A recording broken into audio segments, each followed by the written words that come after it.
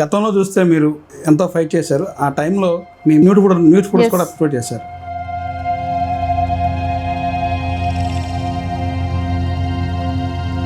అవి జరిగినప్పుడు మా వాళ్ళకి ఒక్కటే చెప్పేదాన్ని, మీరు చూడొద్దు, బాధపడద్దు, ఎవరు చెప్పినా వినద్దు. మనకంటూ టైం వస్తుంది. ఆ టైం వచ్చినప్పుడు ఎవరిని ఎక్కడ ఎలా.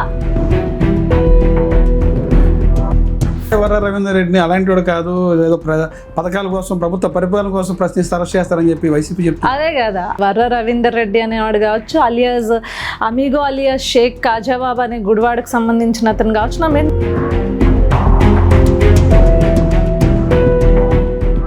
అటువంటి రాష్ట్రం రావణ కష్టంగా మారింది. అక్రమ కేసులు పెడుతున్నారు, ఎవరు మాట్లాడితే ప్రశ్నిస్తే వాళ్ళ మీద కేసులు బనాయిస్తున్నారని చెప్పి మాజీ మంత్రి రోజు చెప్తారు.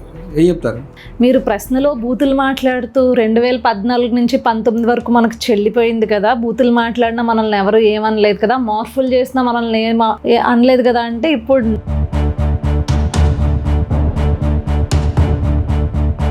మహిళల పట్ల ఆయన ఏదో ఒక రకమైనటువంటి అని చెప్పారు.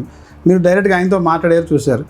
మహిళల పట్ల ఆయన ఎలా ఉంటారు లోకేష్ గారు? ఈవెన్ లోకేష్ గారు రూమ్లోకి వెళ్ళాలన్నా డెఫినెట్లీ ఆయన పిఏ అక్కడ ఉంటారు. లేకపోతే ప్రభుత్వ వైఫల్యం వల్ల ఈ రోజున తిరుపతిలో 6 చనిపోయారు. దానికి ప్రధానమైన కారణం టీటీడీ చైర్మన్, ముఖ్యమంత్రి, హోంమంత్రిని ఎందుకు అరెస్ట్ చేయకూడదు అనేది ప్రధానంగా వైసీపీ ఆరోపణ. దానిలో భాగంగా రోజా గారు కూడా ప్రతిరోజు కూడా చేస్తున్నారు. ఇలాంటి రోజాని, చిల్లర రోజాలని, లేకపోతే చిల్లర శ్యామలాలని చాలామందిని చూసి అసలు ప్రజలు ఫస్ట్ ఆఫ్ ఆల్ ఇలాంటి బజారు. రాష్ట్రంలో రెడ్ బుక్ పరిపాలన నడుస్తుంది. రెడ్ బుక్ పేరుతో లోకేష్ అంతా జనాలను భయపెడుతున్నాడు, వైసీపీ వాళ్ళని భయపెడుతుందని చెప్పి అంటారు. నిజంగా రెడ్ బుక్ పరిపాలన నడుస్తుందంటారా? ఎవరిని వదిలే ప్రసక్తే లేదు. ఆ రోజు అధికార పక్షంలో రెచ్చిపోయిన కొడాలి నాని ఏమైపోయాడు, మాట్లాడుతున్నాడా బయటకు వచ్చి? ఇప్పుడు పెట్టుకున్నాను ప్రెస్ మీట్ చాలా మర్యాదగా. నెలలో మన గవర్నమెంట్ వస్తుందని చెప్పి మొన్న కడపలో జగన్మోహన్ రెడ్డి డిఎస్పీ గారు అంటారు, తమాషాలు చేస్తున్నారు, 3 నెలల్లో మాకు గవర్నమెంట్ వస్తుంది. నిజంగా 3 నెలల్లో కూటమి పడిపోతుందా? లేదు సార్, లండన్ మందులు అయిపోయి ఉంటాయి. లండన్ మందులేవో అయిపోయి ఉంటాయి, అందుకని అట్లా వార్నింగ్లు ఇచ్చుకుంటూ ఉంటాడు. అయిపోయిందండి. రాష్ట్ర వ్యాప్తంగా మూకుముడి దాడి, బూతులు, ఎప్పుడు మా ఫ్యామిలీ చూడని ఒక సునామీ అనుకోవచ్చు. మీకు తెలిసిందే కదండి, న్యూడ్ ఫొటోస్ కావచ్చు, మాఫ్స్ కావచ్చు, ఒక సునామీని చూసింది. ఆ టైంలో మా తమ్ముడు కొంచెం జగన్మోహన్ రెడ్డి అనేవాడు క్యాష్ చేసుకుని లిటరల్ ఇలాంటి బూతులు, ఇంత ఘోరమైన మార్పులు వాళ్ళ చేత జగన్మోహన్ రెడ్డి వేయించాలంటే ఒక టీం వేయిస్తుంది. ఆ టీం హెడ్స్ జగన్మోహన్ రెడ్డికి ఏంటి అంటే సొంత తల్లిని తిట్టినా ఫరక్ పడదు, సొంత చెల్లిని తిట్టినా లెక్క ఉండదు, ఆఖరికి సొంత భార్యని బిడ్డలను కూడా తనకు రాజకీయంగా కనుక దోహదపడుతుంది ఇది అనుకో. 5 ఏళ్ల పాటు ఎవరైతే కష్టపడ్డారో వాళ్ళని మేము గుర్తుంచుకుంటాం, పార్టీ గుర్తిస్తుంది అన్నారు. గత 5 ఏళ్ళు మీరు చాలా పోరాటం చేశారు. నామినేట్ పోస్టులో భవిష్యత్తులో ఉండవల అంశాన్ని చూడొచ్చు అంటారు. మీరు చూసుకున్నట్లయితే ఎక్కడైతే మాచర్లలో గాయపడిన అంటే ఎదురొడ్డి ఓటింగ్కి వెళ్ళి అక్కడ ఆ మహిళకి ఇచ్చారు చూడండి. ఎస్, నా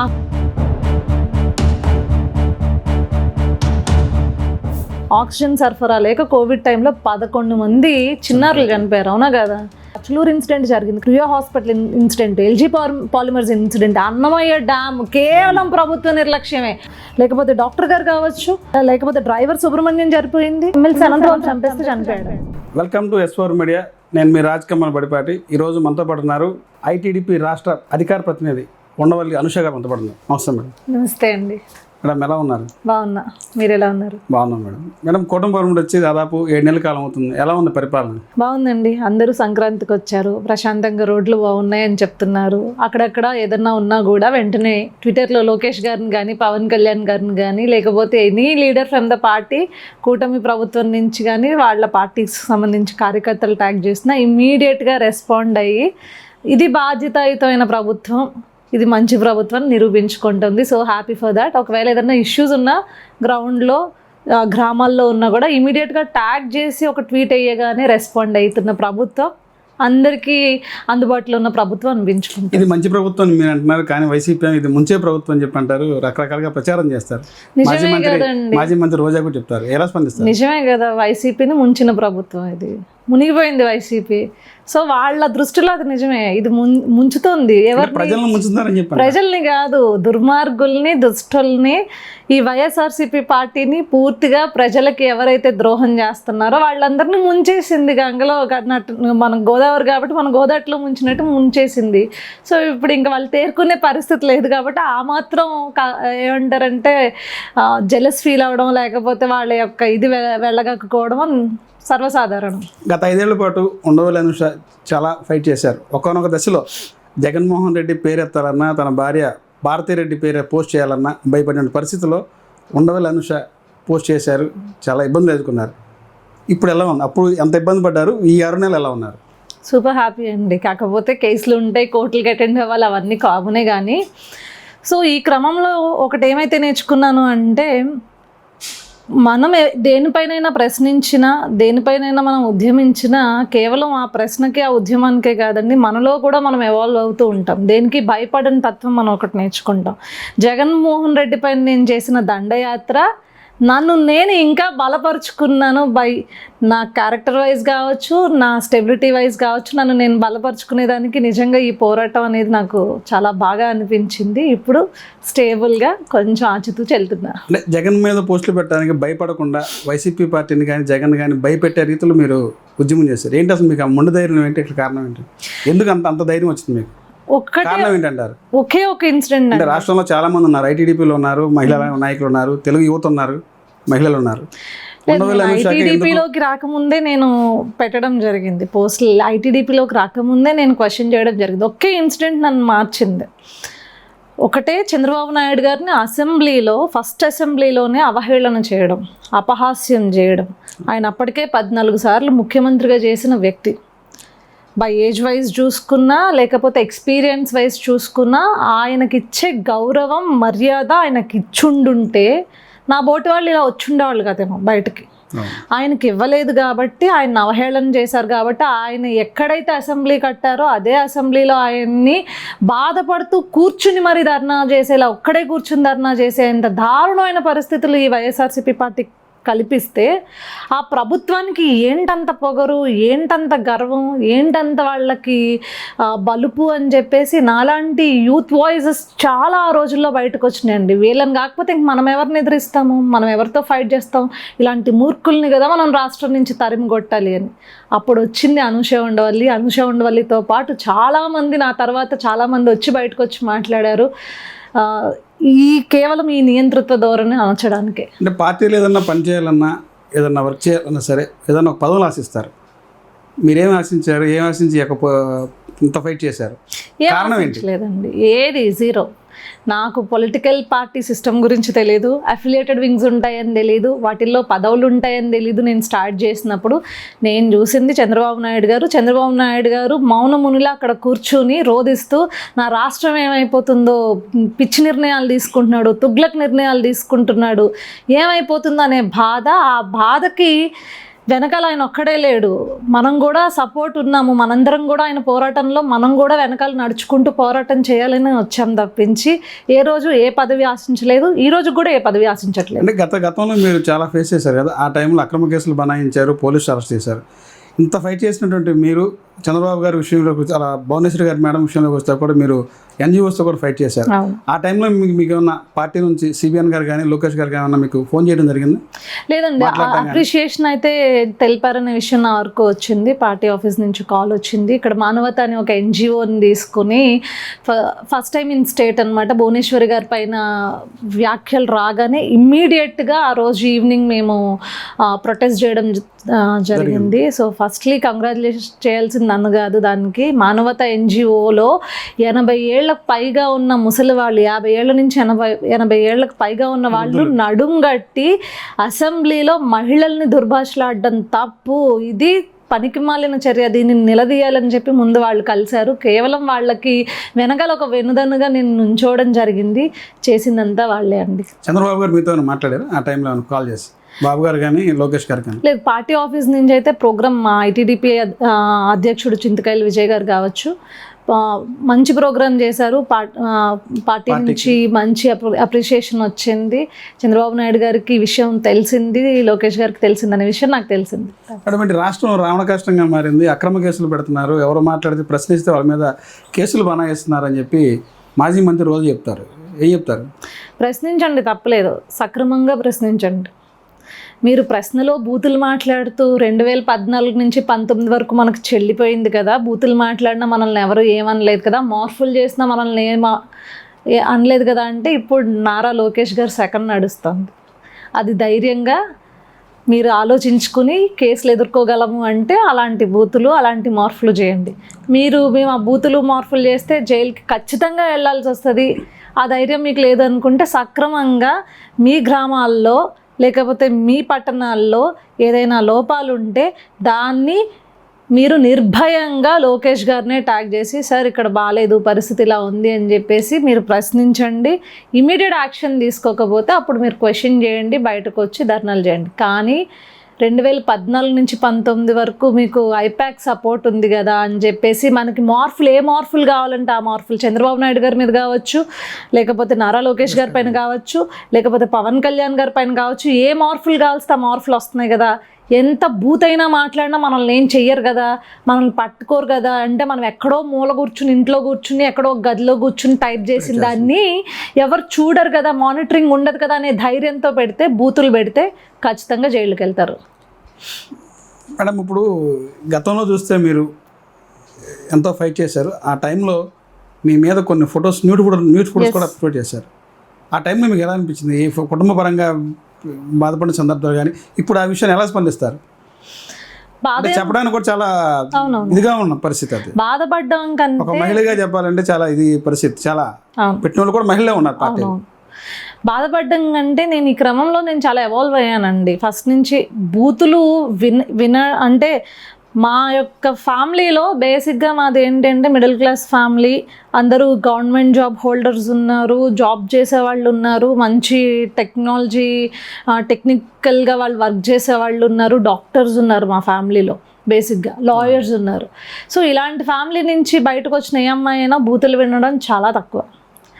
కానీ ఈ తర్వాత అసలు నిజంగా అంటే ఆ టైంలో మీ ఫ్యామిలీ, మీ హస్బెండ్ గారు కానీ మీ అత్తమ్మ ఎలా రెస్పాండ్ అయ్యారు? మనకి రాజకీయాలు అవసరమా, ఈ రకంగా బయటికి ఇది అవటం, మనల్ని మనం ఇది చేసుకోవటం? తప్పకుండా బాధ ఉంటుందండి, బాధ ఉండదని నేను చెప్పను. మా కుటుంబ సభ్యులందరూ బాధపడ్డారు, ఎందుకు మాట్లాడ్డాం అని చెప్పేసి అన్నారు. కాకపోతే ఒక నిర్ణయం ఏం తీసుకున్నాను అంటే, పోరాటం మొదలు పెట్టనంత వరకు ఆలోచించాలి, ప్రశ్నించడం మొదలు పెట్టినంత వరకు ఆలోచించాలి. ఒక్కసారి ప్రశ్నించాక నేను వెనకడిగేస్తే నేను ఏం చేసినా వాళ్ళు నన్ను ప్రశ్నిస్తూనే ఉంటారు. నాకు తెలుసు ఆ విషయం. నేను ఇక్కడతో ఆగిపోయాను అనుకున్నా, అయిపోయిందా, నీది ఇంతేనా అని ఎద్దేవా చేసేవాళ్ళు కూడా ఉంటారు. నాకు అది ఇష్టం లేదు. అందుకే ఏం చేశానంటే వెనకడుగు వెయ్యాలి అని అనుకోలేదు. కాకపోతే అవి జరిగినప్పుడు మా వాళ్ళకి ఒక్కటే చెప్పేదాన్ని, మీరు చూడొద్దు, బాధపడద్దు, ఎవరు చెప్పినా వినద్దు. మనకంటూ టైం వస్తుంది, ఆ టైం వచ్చినప్పుడు ఎవరిని ఎక్కడ ఎలా ఏం చేయాలో ఖచ్చితంగా చేద్దాం అని చెప్పి. మీకు ఇప్పుడు ఆ టైం వచ్చింది. గత 5 ఏళ్ల కాలంలో విదేశాల్లో ఉన్నటువంటి పంచి ప్రభాకర్ లాంటి వాళ్ళే చాలా అసభ్యంగా ట్రోల్ చేశారు, మాట్లాడారు. ఈరోజు ఎలా స్పందిస్తారు? అటువంటి వారి మీద ఏదైనా యాక్షన్స్ ఉంటే ఖచ్చితంగా చెప్పడానికి కూడా చాలా బాధాకరమైనటువంటి పదాలు వచ్చినాయి. ఖచ్చితంగా ఉన్నాయి. నా మీద న్యూడ్ మార్ఫ్ వేస్తున్నాడు, ఈ రోజుకి జైల్లో ఉన్నాడు. నా మీద దుష్ప్రచారాలు ప్రచారం చేసినాడు, ఈ రోజుకి జైల్లో ఉన్నాడు. వర్ర రవీందర్ రెడ్డి అనేవాడు కావచ్చు, అలియాస్ అమీగో అలియాస్ షేక్ కాజాబాబా అనే గుడివాడకు సంబంధించిన అతను కావచ్చు, నా మీద న్యూడ్ మార్ఫ్స్ వేశారు వాళ్ళు. అదే వర్ర రవీందర్ రెడ్డిని అలాంటి వాడు కాదు, ఏదో పథకాల కోసం, ప్రభుత్వ పరిపాలన కోసం ప్రశ్నిస్తే అరెస్ట్ చేస్తారని చెప్పి వైసీపీ చెప్తారు. అదే కదా, అది ఎలా ఉందంటే నిజంగా ఒక దుర్మార్గుడిని తీసుకొచ్చి ఈరోజు సచ్చీలను చేసే ప్రయత్నం వైసీపీ పార్టీ చేస్తుంది. కానీ వాళ్ళకి తెలియాల్సింది ఏంటంటే ఇదే వైసీపీ పార్టీ వర్ర రవీందర్ రెడ్డి అనే అతన్ని అత్యంత దారుణంగా జుగుప్సాకరంగా ట్రోల్ చేస్తున్నారని ప్రతిపక్షాలు ఆ రోజు ప్రశ్నిస్తే ఇతనికి మా పార్టీకి సంబంధాలు లేదు అని చెప్పేసి ఒక లెటర్ అదే పార్టీ ఇచ్చింది, అది మర్చిపోతున్నారు వీళ్ళు. ఇప్పుడు ఎంత బయటికి తీసుకొచ్చి సపోర్ట్ ఇచ్చి అసలు వర్రా రవీందర్ రెడ్డి అమాయకుడు, నోట్లో వేలు పెడితే కొరకలేనివాడు అని చెప్పేసి అంటే ఎవరు నమ్మరండి. సోషల్ మీడియా హ్యాండిల్ చేసేవాళ్ళు అతని నిజస్వరూపం లేకపోతే అతని నైజం తెలిసినాడు, వాడు ఎంత క్రూరుడో దుర్మార్గుడో, ఎంత దారుణమైన భాష వాడతాడో, ఎంత దారుణమైన ఎత్తుగడలు వేస్తాడో, అవతల వాళ్ళని నిజంగా వాళ్ళు పనిచేస్తుంటే వాళ్ళని కిందకి లాగడానికి ఎంత దారుణమైన ఎత్తుగడలు వేస్తాడో అవన్నీ అనుభవించి మేము వచ్చిన వాళ్ళం. సో మమ్మల్ని చూసిన వాళ్ళు కావచ్చు, మాకు సపోర్ట్ చేసే సపోర్టర్స్ కావచ్చు, ఎవ్వరు ఈ వర్రా రవీందర్ రెడ్డి అసలు చాలా అమాయకుడు లేకపోతే ఒక ముని అని చెప్తే ఎవరు నమ్మడండి. వాడు దుర్మార్గుడు అని ఆఖరికి ఆల పార్టీ వాళ్ళే చెప్తారు.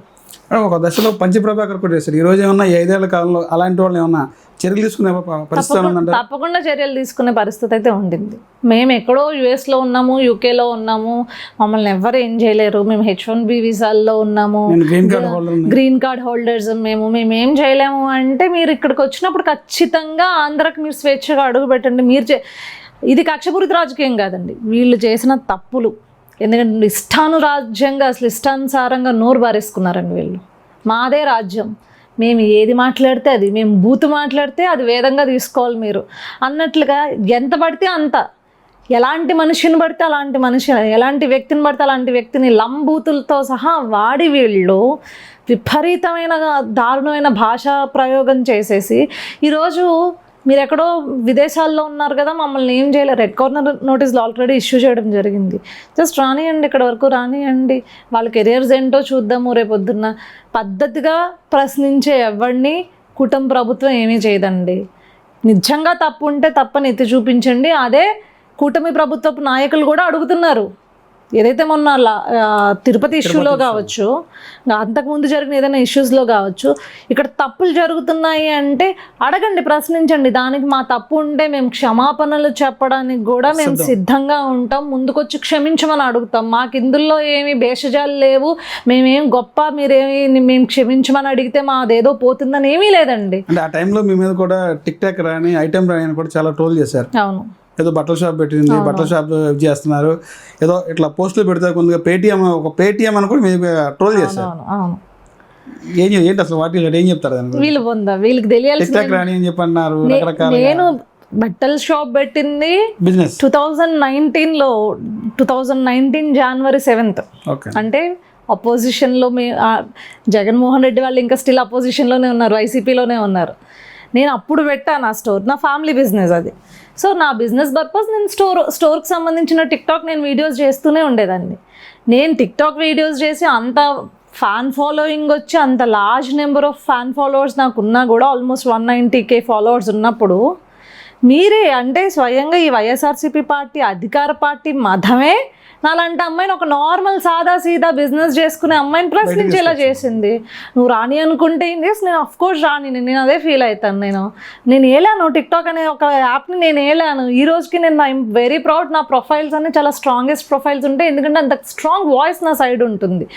సో నాకేం ప్రాబ్లం లేదండి. ఎవడో ఏదో అనుకున్నంత మాత్రం నేను అది అయిపోను కదా. నాకేంటి, నేనేంటి, నా చుట్టుపక్కల వాళ్ళు నన్ను ఎలా అనుకుంటున్నారు అనేది నాకు మ్యాటర్ అవుతుంది. కానీ ఎవడో మూల కూర్చుంటు నా మీద మీకు నిజం చెప్తున్నాను రాజ్ కుమార్ గారు, నా మీద రాతలు రాసే వాళ్ళని లిటరల్లీ చూశాను కదా. పేపర్ బయటికి రాదు కానీ నెట్లో మాత్రం వైరల్ అవుతూ ఉంటుంది కదా. సో దాని వెనకాల ఉన్న వ్యక్తుల్ని ఈ మధ్యకాలంలో అరెస్టులు చేస్తున్నప్పుడు వాళ్ళ ఫ్యామిలీ బ్యాక్గ్రౌండ్ చూస్తే ఆయన నీతోనే నేను అనిపించుకున్నది లిటరల్లీ ఇలాంటి నీకు నువ్వు తినడానికి మింగం మెతుకుండదు. లిటరల్లీ అంత డౌన్ ఫ్యామిలీస్ అండి వాళ్ళు. ఓకే, నాకు ఒక టైంకి నాకు ఏం అర్థమైందంటే ఆఫ్టర్ దీస్ ఆల్ థింగ్స్ వాళ్ళు అరెస్ట్లు అవుతున్నప్పుడు వాళ్ళ ఫ్యామిలీ బ్యాక్గ్రౌండ్స్ చూస్తున్నప్పుడు అప్పుడు ఏమనిపించిందంటే వాళ్ళ యొక్క వెనకబడిన స్థితిగతులు జగన్మోహన్ రెడ్డి అనేవాడు క్యాష్ చేసుకుని లిటరల్ ఇలాంటి బూతులు, ఇంత ఘోరమైన మార్పులు వాళ్ళ చేత జగన్మోహన్ రెడ్డి వేయించాలంటే ఒక టీం వేయిస్తుంది. ఆ టీం హెడ్స్ ఎవరో నేను చెప్పక్కర్లేదు. దేవేందర్ రెడ్డి, అప్పటి నుంచి చూసుకుంటే దేవేందర్ రెడ్డి గుర్రంపాటి కావచ్చు, తర్వాత సజ్జల భార్గవ రెడ్డి కావచ్చు, వీళ్ళందరి యొక్క వాళ్ళ ఎన్కాష్ చేసుకుంటున్నారండి, వీళ్ళకి లేనితనాన్ని నిజంగా ఎన్కాష్ చేసుకుంటున్నారు అనిపించింది. లేకపోతే వాళ్ళు చిన్న చిన్న బతుకులు అండి, గట్టి కొట్టామంటే మనం ఈరోజు బయటికి తీసుకురావడానికి బెయిల్ కూడా దొరకని పరిస్థితుల్లో లేదు. బెయిల్కి అష్యూరెన్స్కి సంతకాలు పెట్టే పరిస్థితులు లేరండి వాళ్ళ ఫ్యామిలీస్. అలాంటి ఫ్యామిలీస్ వాళ్ళ ఫ్యామిలీ నిజంగా చెప్తున్నాను కదండి, నేను గుడివాడ అతని ఫ్యామిలీని చూసానా, వాళ్ళని చూస్తే నాకు జాలేస్తుంది. ఒరే నీకు అలాంటి ఫ్యామిలీని పెట్టుకుని నువ్వేంద్రా అసలు ఇంత దారుణంగా రెచ్చిపోయావా నువ్వు సోషల్ మీడియాలో, ఏ ధైర్యంతో రెచ్చిపోయావు అనేది నిజంగా ఒక టైంలో నాకు జాలేస్తుంది వాళ్ళని చూస్తుంటే. అవి వాళ్ళ బతుకులు, వీళ్ళ మనల్ని అనేది అని అనిపించింది అనమాట. అదే టైంలో మరి మిలియన్ బిళ్ళ మీద పేటిఎం అని చెప్పని ప్రచారం చేశారు కదా. నేను ఓపెన్గా ప్రూవ్ చేయమన్నానండి, నా బ్యాంక్ స్టేట్మెంట్స్ ఇస్తాను, నా ఫర్మ్ అకౌంట్స్ ఇస్తాను, ప్రతిదీ డిజిటల్ నేను షేర్స్ అన్నీ నేను చూపిస్తాను నాకు సంబంధించింది. ఎక్కడన్నా ఒక్క రూపాయి నేను పార్టీకి ఇచ్చింది తప్పించి పార్టీ నాకు ఏ రోజు ఇచ్చింది లేదు.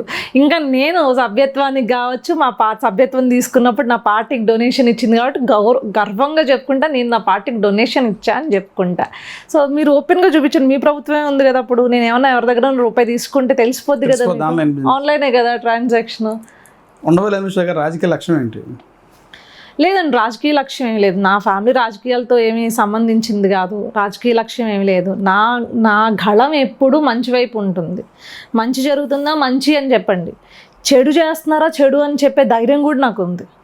సో ఆ పరిణామంలో ఆ క్రమంలో ఎటు తీసుకెళ్తే అటు వెళ్తాను, కానీ పర్టికులర్గా ఇది నా లక్ష్యం, ఇది నేను అవ్వాలి అని చెప్పేసి ఏ రోజు నేను అనుకోలేదు. ఇప్పటి వరకు నేను పని చేసిన దానికి నాకు ఏదైనా వచ్చింది అంటే నేను ఎంత పని చేసానో అంతకు తగ్గ పొజిషన్ గౌరవం రెండు నాకు వచ్చాయి. I'm so happy with this అనమాట. సో ఇదే ఏదైనా అవ్వచ్చు, సమాజంలో తప్పు జరుగుతుందంటే నిర్భయంగా ఇది తప్పు అని చెప్పగలిగే ధైర్యం ఉండాలి, అది నాకు ఉంది. సో అలానే ముందుకెళ్తాను. చంద్రబాబు గారితో ఎప్పుడైనా మాట్లాడారు? డైరెక్ట్గా మాట్లాడారు చంద్రబాబు గారు, ఏం మాట్లాడారు? ఫస్ట్ మీరు ఆయనతో ఏం మాట్లాడారు? అలా ఏమనిపించింది మీకు ఆ టైంలో? మీకు ఏమైనా భరోసా ఇచ్చారు? లేదు, అంటే గత 5 ఏళ్లలో మీరు చేసిన ఫైట్లలో కానీ, 14, 19 కానీ, 19 నుంచి 24 కానీ, ఈ 10 ఏళ్ల జర్నీలో బాబు గారితో ఫస్ట్ టైం ఎప్పుడు కలిసి మాట్లాడతారు? కలిసాను. ఫస్ట్ టైం ఆయనతో ఇంటరాక్ట్ అయింది స్టీల్ ప్లాంట్ ఇష్యూ జరుగుతున్నప్పుడు, అక్కడ అటెండ్ అవ్వడం జరిగిందనమాట. సో అంతకుముందు మాట్లాడాను కానీ ఆయనకి నేను పలానా అనేది నాకు తెలిసి ఇంకా ఆ టైంకి రిజిస్టర్ అయ్యి ఉండదు. ఎక్కడ చేస్తున్నారమ్మా, ఏం బిజినెస్ చేస్తున్నారు, మీరు ఎక్కడి నుంచి అని చెప్పి ఇవి చిన్న డీటెయిల్స్ అడిగారు. సో నాకు బాగా గుర్తున్న మెమరీ ఏంటంటే స్టీల్ ప్లాంట్ ఇష్యూ. అక్కడ ఈ రికగ్నైజ్డ్ మీ అండ్ నన్ను రికగ్నైజ్ చేసి మంచి పని చేస్తున్నావమ్మా, బాగా వర్క్ చేస్తున్నావు, వెల్డన్ అని చెప్పేసి నన్ను ఇట్లా కీప్ ఇట్ అప్ అని చెప్పేసి అది నాకు 1000 ఏనుగులు బలం ఇచ్చిందండి. ఇది కదా మనకు కావాల్సింది. సో ఏ ప్రోగ్రామ్ వెస్ట్ గోదావరి ఇక్కడ ఏలూరు చుట్టుపక్కల జరిగినా ఆయన వచ్చినప్పుడు నేను అటెండ్ అయినప్పుడు ఆయన నన్ను చూసి ఈ అమ్మాయి నాకు తెలుసు అనే ఒక ఆత్మీయత ఉంటుంది చూడండి, ఆ కళ్ళల్లో నాకు తెలుస్తుంది. ఇప్పటికీ నా వాల్ పేపర్ అదే. ఐ విల్ షో యు, ఒక్క నిమిషం. ఇది మీకు తెలుసు బొట్టు పెట్టేది, ఆయన కళ్ళలో ఆప్యాయత చూడండి. అంటే ఈ అమ్మాయి మన కోసం పని చేసిందని ఇదే ఫోటో నా ట్విట్టర్ పిన్ ట్వీట్లో కూడా ఉంటుందన్నమాట. సో నేను ఎక్కడికి వెళ్ళినా ఈ అమ్మాయి మన కోసం పని చేస్తుంది అనే రకంగా ఆయన నన్ను దగ్గరకు తీసుకునేది, కానీ నాకు చాలా అద్భుతంగా అనిపిస్తుంది అనమాట. ఈ రోజుకి గెలిచిన తర్వాత నేను ఆయన దగ్గరికి వెళ్ళాల. ఎందుకు వెళ్ళలేదంటే నేను ఆయన దగ్గరికి వెళ్తున్నాను అంటే దానికి చాలా పెద్ద కారణం ఉండాలి. నాకు బొకేలు పట్టుకుని అందరు లీడర్లు వెళ్ళడం నాకు ఇష్టం లేదు.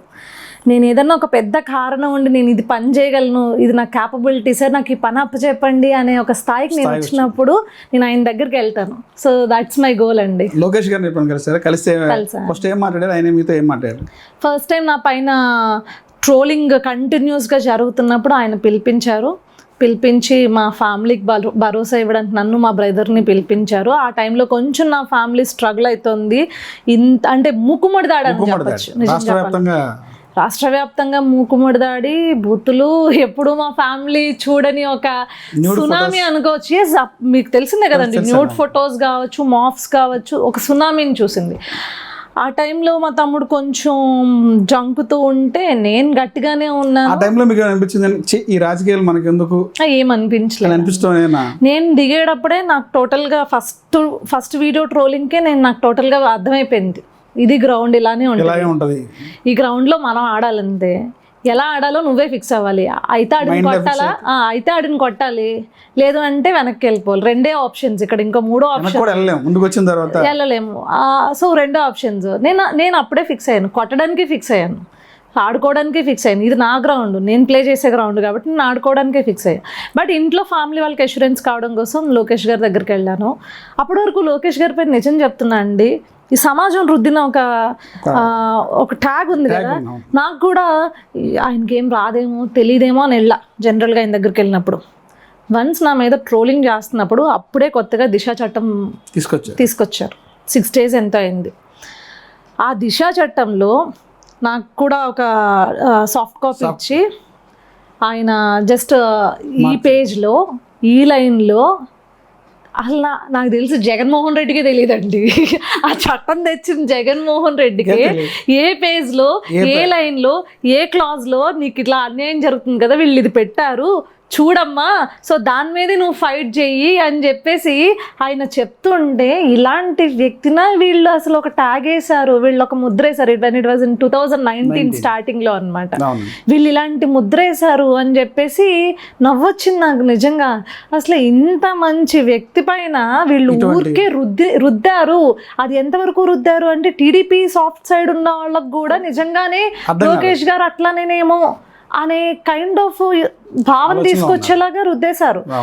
నేను అప్పుడు డిసైడ్ అయ్యానండి. ఆయన ఒకటే మాట అన్నారు ఆ రోజు మా తమ్ముడితో, అక్కకి ముందు నువ్వు ఉన్నావు, వెనక నేనున్నా, ఒక అన్నగా గుర్తుపెట్టుకోమ్మా, భయపడద్దు, అక్క ధైర్యంగా వెళ్తుంది, ఇట్లాంటి వాయిస్ కావాలి, ఆడపిల్లలు ఇలాంటి స్ట్రెంగ్త్ వాయిస్ కావాలి, ముందుకెళ్ళనివ్వండి. ఇది నా మైండ్లో ఒకటే ఫిక్స్ అయ్యానండి.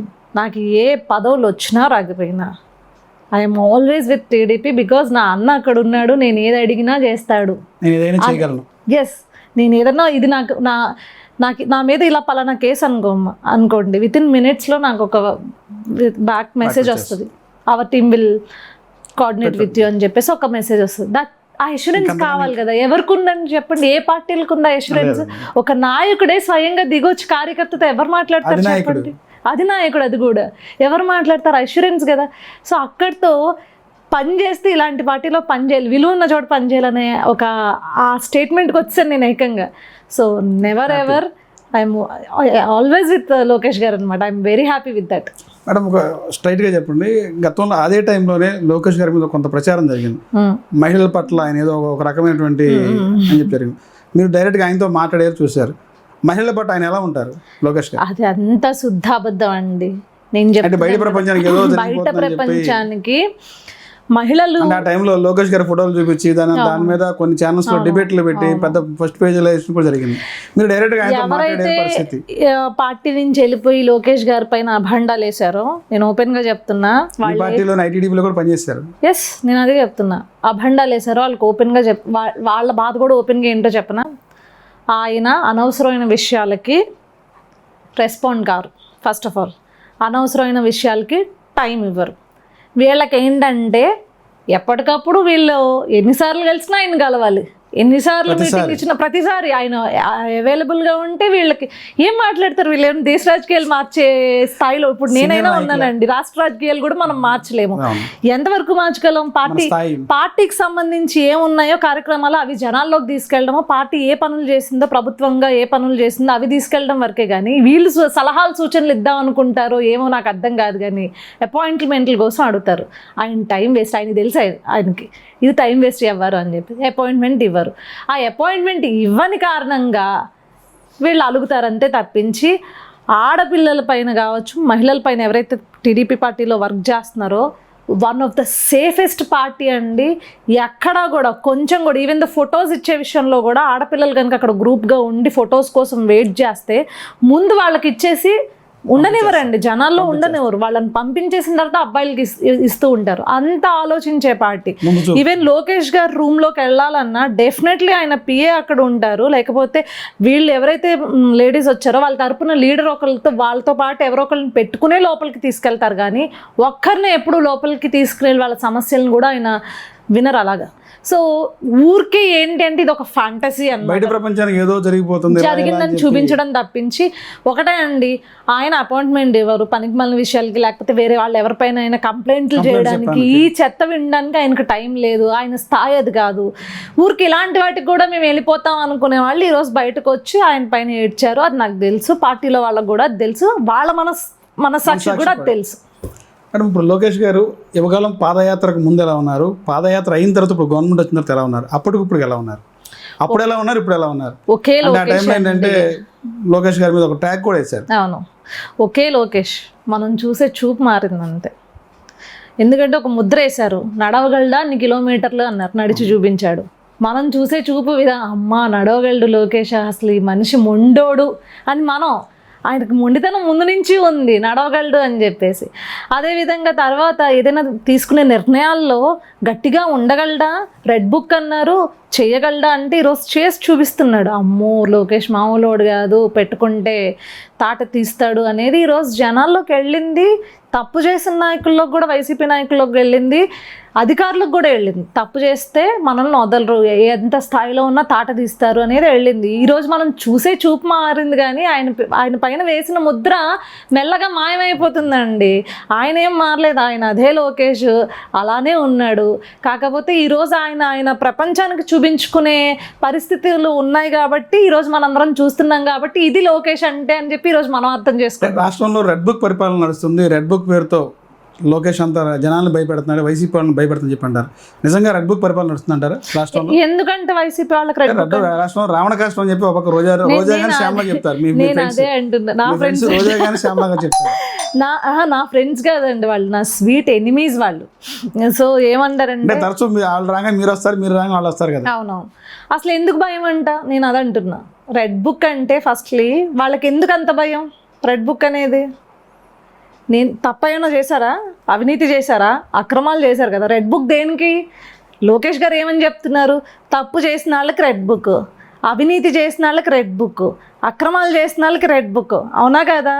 ఎవరైతే అధికారులు పొలిటికల్ ఎజెండా తోటి వాళ్ళకి నాయకులకి దాసోహం అంటూ పనిచేశారో వాళ్ళకి రెడ్ బుక్. ఆ సెక్షన్లో మీ పేరు లేకపోతే మీకెందుకు భయం రెడ్ బుక్ గురించి? అందులో ఎవరున్నారో వాళ్ళందరికీ తాట తీయడం అయితే జరుగుతుంది. మీరు ఆ పేర్లు మీకు ఆ రెడ్ బుక్లో చోటు మీకు ఉంది అనుకుంటే భయపడండి. గతంలో వైఎస్ఆర్సీపీ పార్టీలో ఉన్నటువంటి మాజీ మంత్రులు నోటికి ఒక హద్దు అదుపు లేకుండా మాట్లాడిన పరిస్థితి. అవును, మంత్రులు కానీ ఎమ్మెల్యేలు కానీ. అటువంటి వారిపైన ఈరోజు ఏమన్నా అధికారంగా వచ్చారు, ఏమన్నా యాక్షన్ ఉంటుందంటారా?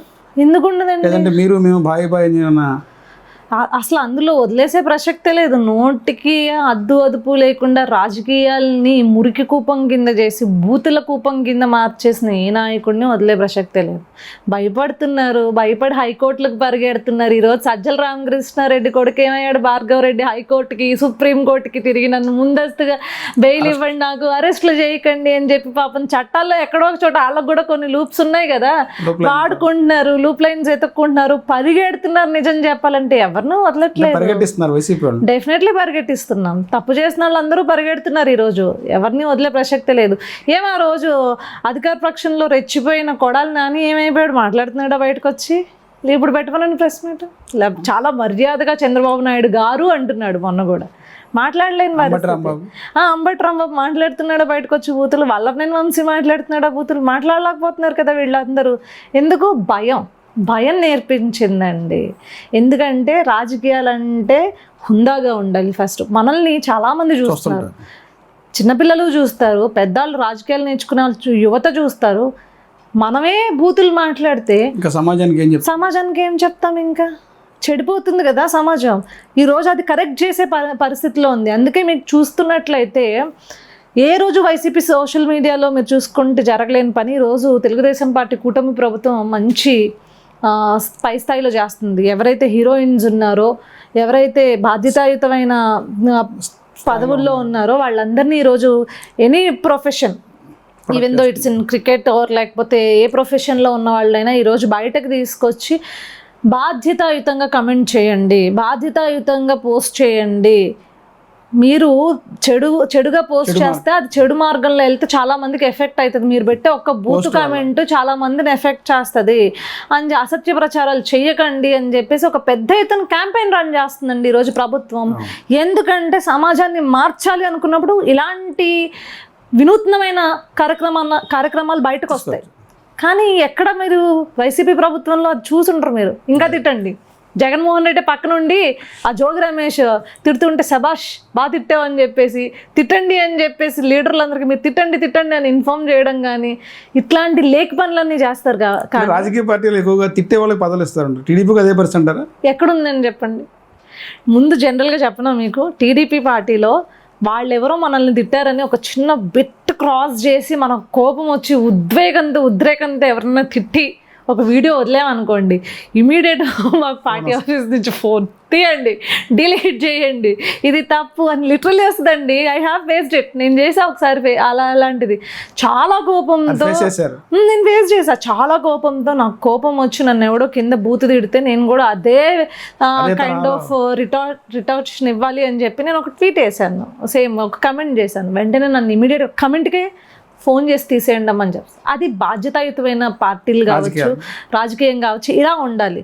అంతేగాని జగన్మోహన్ రెడ్డికి ఏంటి అంటే సొంత తల్లిని తిట్టినా ఫరక్ పడదు, సొంత చెల్లిని తిట్టినా లెక్క ఉండదు, ఆఖరికి సొంత భార్యని బిడ్డలను కూడా తనకు రాజకీయంగా కనుక ఒకవేళ నిజం చెప్పాలి అంటే తిట్టించుకుంటే నా రాజకీయానికి దోహదపడుతుంది ఇది అనుకుంటే తిట్టించుకుంటాడు. ఎస్, డెఫినెట్లీ జగన్మోహన్ రెడ్డి డెఫినెట్గా దిగజారుతాడు.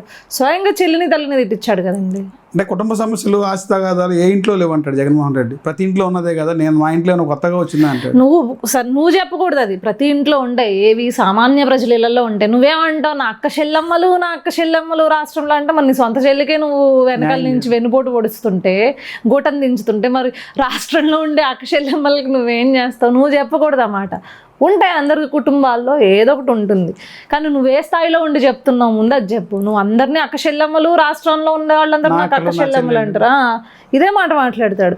నువ్వు నీ సొంత చెల్లికే వెనకాల ఉండి వెన్నుపోటు పొడిచినప్పుడు రాష్ట్రంలో ఉండే అక్కచెల్లెమ్మలకు వెన్నుపోటు పొడవా జగన్మోహన్ రెడ్డి? నేను అదే అంటున్నా. ప్రభుత్వం వైఫల్యం వల్ల ఈ రోజున తిరుపతిలో 6 చనిపోయారు. దానికి ప్రధానమైన కారణం టీటీడీ చైర్మన్, ముఖ్యమంత్రి, హోంమంత్రిని ఎందుకు అరెస్ట్ చేయకూడదు అనేది ప్రధానంగా వైసీపీ ఆరోపణ. దానిలో భాగంగా రోజా గారు కూడా ప్రతిరోజు కూడా చేస్తున్నారు. పుష్ప సినిమా ఈవెంట్లో అల్లు అర్జున్ కేసు పెట్టినప్పుడు వీళ్ళని ఎందుకు కేసు కట్టరు, వీళ్ళని ఎందుకు అరెస్ట్ చేయదంటారు? ఏం చెప్తారు మీరు దాని మీద? సార్, నాకు బిగ్గెస్ట్ డౌట్, ఇంత తెలివైన మేధావి రోజాని ఎట్లా సార్ ఎమ్మెల్యేని చేసి మినిస్టర్ చేశారనేది నాకు పెద్ద డౌట్. పుష్ప 2 అంటే పక్కన ఎక్కడో జరిగిన ఇన్సిడెంట్, పక్క రాష్ట్రంలో జరిగిన ఇన్సిడెంట్ని తీసుకొచ్చి ఇక్కడ కలుపుతుంది.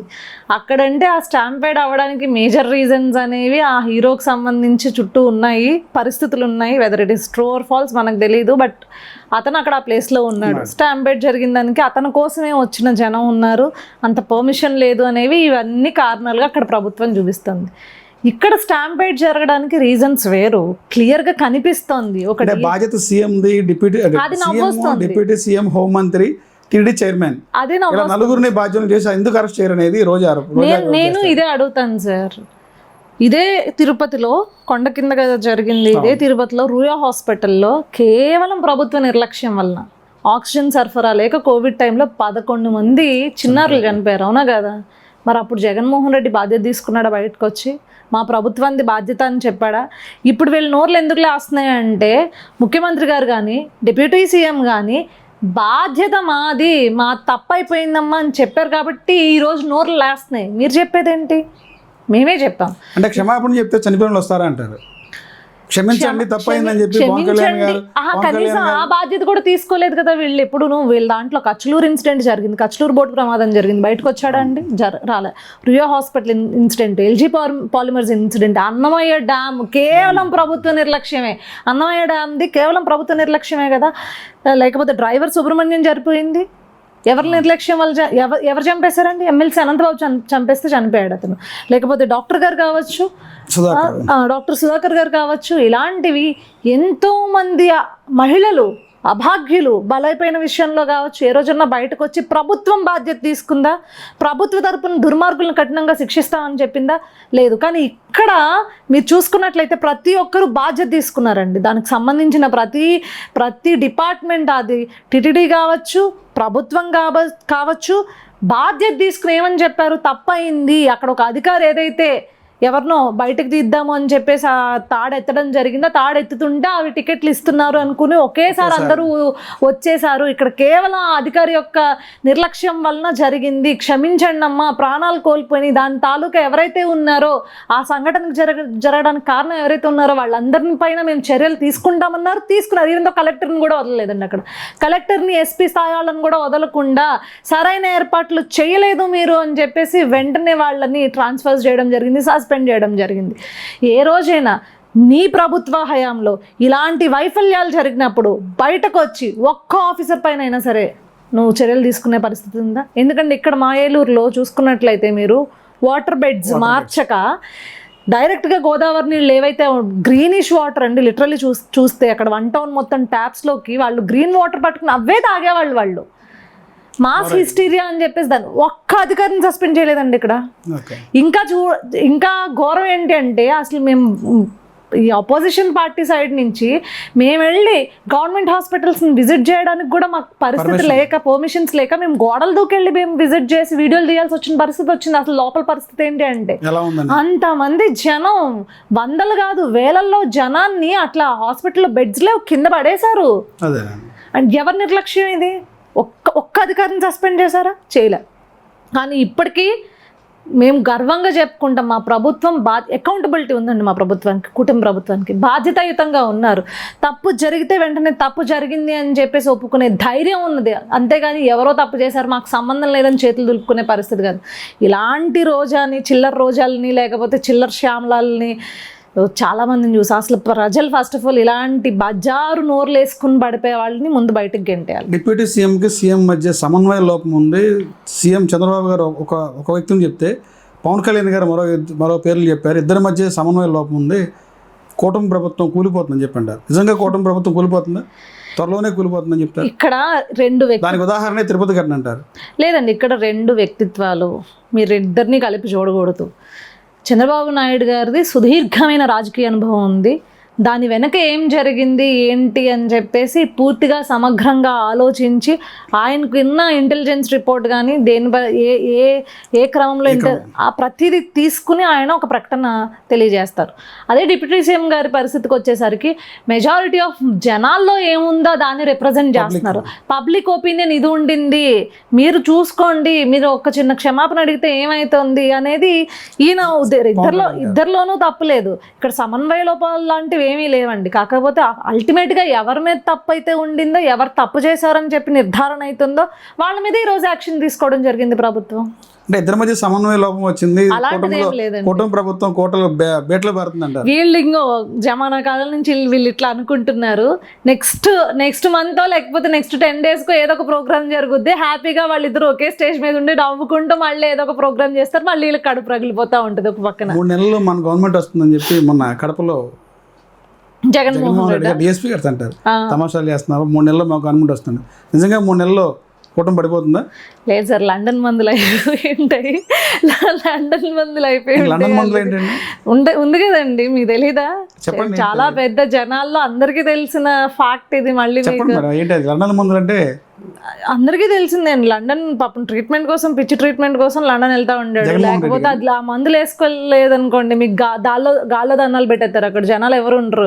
ఎందుకు దండాలు పెడతాడో అర్థం కాదు. ఆయన ప్రతి ఒక్కరికి గాల్లో ఎవరు ఉండరు, ఆయన దండాలు పెట్టుకుంటూ వచ్చేస్తా ఉంటాడు. ముందు ప్రజలు ఎవరు ఉండరు. లేకపోతేనేమో ఈ అధికారుల మీటింగ్లో నేను రాత్రి మా నాన్నతో మాట్లాడాను, ఆత్మలతో చర్చించాను, ఇలాంటివన్నీ చెప్తా ఉంటాడు. ఇది జగన్మోహన్ రెడ్డి గారికి ఏదన్నా డెఫినెట్లీ ఉందా? చిప్పు పోయింది, మీకు తెలియట్లేదా? లేకపోతే మీరు ఆ సంక్రాంతి పండుగలు అప్పుడు చూసే ఉంటారు, పక్కన ఎవరు ఉండరు, చూసి మాట్లాడుతూ ఉంటాడు. నిజంగా జనాలు అనేదానికి ఆయన చేసే బిహేవియర్కి అట్లే ఉంటుంది. ఎట్లా పోతుందండి 3 నెలల్లో ప్రభుత్వం వచ్చి 7 నెలలు అయింది. జమిలీ రావాలన్నా ఇంకా 3 ఏళ్ళు పడుతుంది కదా. 2027 అంటే చూడండి ఎలాంటి మైకంలో, అధికార మైకంలో ఉంటాడు. ఆ మందులు వేసుకోకపోతే పని చేయదు, ఏం మాట్లాడతాడో అర్థం కాదు, మైక్ ముందుకు వచ్చి తడబడతా ఉంటాడు. సో ఇవన్నీ చూస్తూ ఉంటే ఆ మందులేవో అయిపోయి ఉంటాయి, అందుకని అట్లా వార్నింగ్లు ఇచ్చుకుంటూ ఉంటాడు. అయిపోయిందండి. జగన్మోహన్ రెడ్డి జమానా ఎప్పుడు నడిచిందంటే 2014 నుంచి 19 వరకు విపరీతంగా అసలు హీరో ఎలివేషన్ చేసుకున్నారు. ఎందుకు? జగన్మోహన్ రెడ్డి ఏంటో జనాలకు తెలియదు. ముందు ఇంత విస్తారంగా సోషల్ మీడియా లేదు కదా, లేదు సోషల్ మీడియాలో ఇంత విస్తారంగా లేదు అసలు. Jaganmohan Reddy kind of character ఏంటి అనేది ప్రజలకు తెలియదు.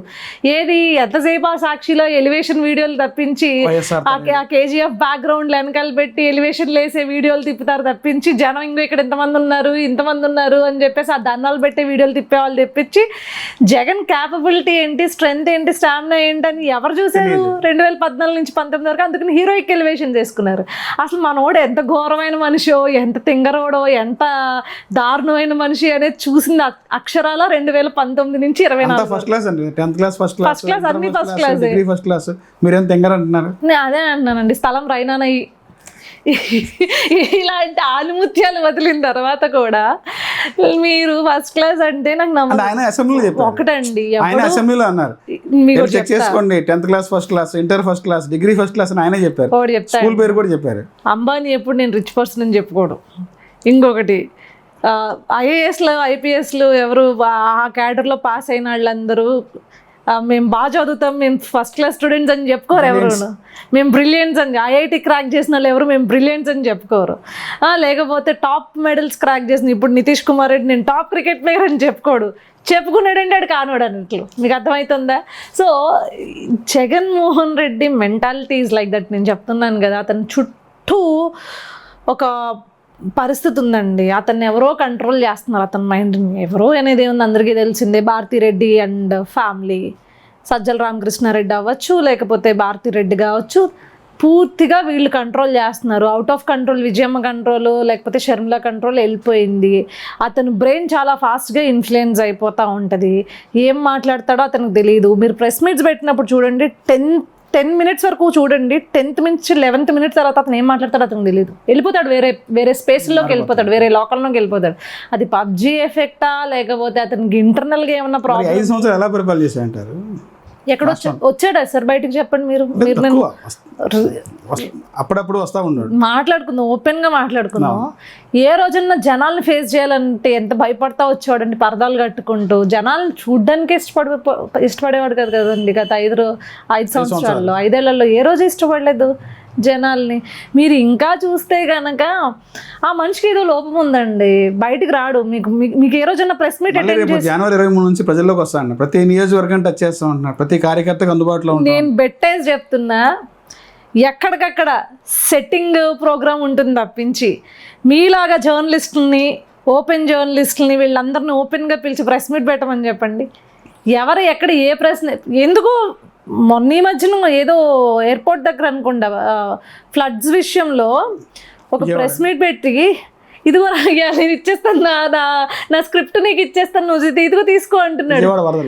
జర్నలిస్ట్ని తీసుకోమంటున్నాడు. అంటే అతను మెంటల్లీ హీఈస్ లిటరలీ డిజేబుల్డ్ అండి. నాకు అది మనకు చూసే వాళ్ళు అందరికీ అతను క్లీన్గా అబ్జర్వ్ చేస్తే, అతని యొక్క బిహేవియర్ని కనుక అబ్జర్వ్ చేస్తే అది తెలిసిపోతూ ఉంటుంది. నడిపిస్తోంది ఇంకొకరు షాడో ముఖ్యమంత్రి, ఆ మహిళా ముఖ్యమంత్రి అందరికీ తెలిసే. ఆమె ఆర్డర్సే పాస్ అవుతాయి. మీరు తిరుపతి ఇష్యూలో మీకు లిటరల్ ఆమె ఎంత కన్నింగో చెప్తా ఉండండి. తిరుపతి ఇష్యూలో ఎవరైనా సరే చనిపోయిన దగ్గరికి వెళ్తున్నప్పుడు ఎంత విచారంగా, ఎంత బాధతో వెళ్తారు. అదే ఈ వ్యక్తి వచ్చినప్పుడు సీఎం అని అక్కడ ఎలివేషన్ చేస్తుంటే నవ్వుకుండా వాళ్ళకి ఒక ఇది ఇస్తూ, ఒక హ్యాండ్ గెస్చర్ ఇస్తూ, ముందు ఈమె పాస్ అవుతూ ఉంటుంది ఆవిడ భార్య భారతిరెడ్డి గారు నవ్వుకుంటూ సాడిస్టిక్ నవ్వు. అంటే చావు మనకు వచ్చింది, అవకాశం, శవాలు కనిపిస్తే చాలు వీళ్ళకి అసలు ఒక రకమైన ఉద్వేగం వచ్చేస్తుంది. వీళ్ళకి చక్కగా మనకు అవకాశం దొరికింది, ఇదే మనకు ఛాన్స్ అన్నట్లు ఆ నవ్వులో తెలిసిపోతుంది చూడండి. సో జగన్మోహన్ రెడ్డిని డెఫినెట్గా భారతిరెడ్డి అనే ఒక ఆమె కంట్రోల్ చేస్తుంది. Bharathi Reddy is more dangerous than Jaganmohan Reddy, గుర్తుపెట్టుకోండి. ఆవిడ కంట్రోల్లో ఉన్నారంటారు, కంట్రోల్లో ఉన్నాడు కాబట్టి చెల్లిని తల్లిని బయటికి తరిమేశాడు. లేకపోతే తల్లి ఎందుకంటే ఆఖరికి ఇండియా రావడానికి కూడా భయపడుతుంది, ఓటు కూడా వేయలే. చెల్లికి వేయలా అటు అన్నకి వేయలా ఓటు కూడా వేయలే. ఎంత భయపడితే ఆవిడ అట్లా పారిపోద్ది చెప్పండి మీరు. మేడం పవన్ కళ్యాణ్ లేకపోతే మన 24 ఎన్నికల్లో చంద్రబాబు మళ్ళా ప్రతిపక్షంలో ఉండేవాడని చెప్పి ఒక ప్రధానమైన ప్రచారం జరుగుతుంది, వైసీపీ చేస్తున్నారు. నిజంగా జనసేన లేకపోతే టీడీపీ అధికారం రావాలంటారా? అధికారం వచ్చే పరిస్థితి లేదంటారా?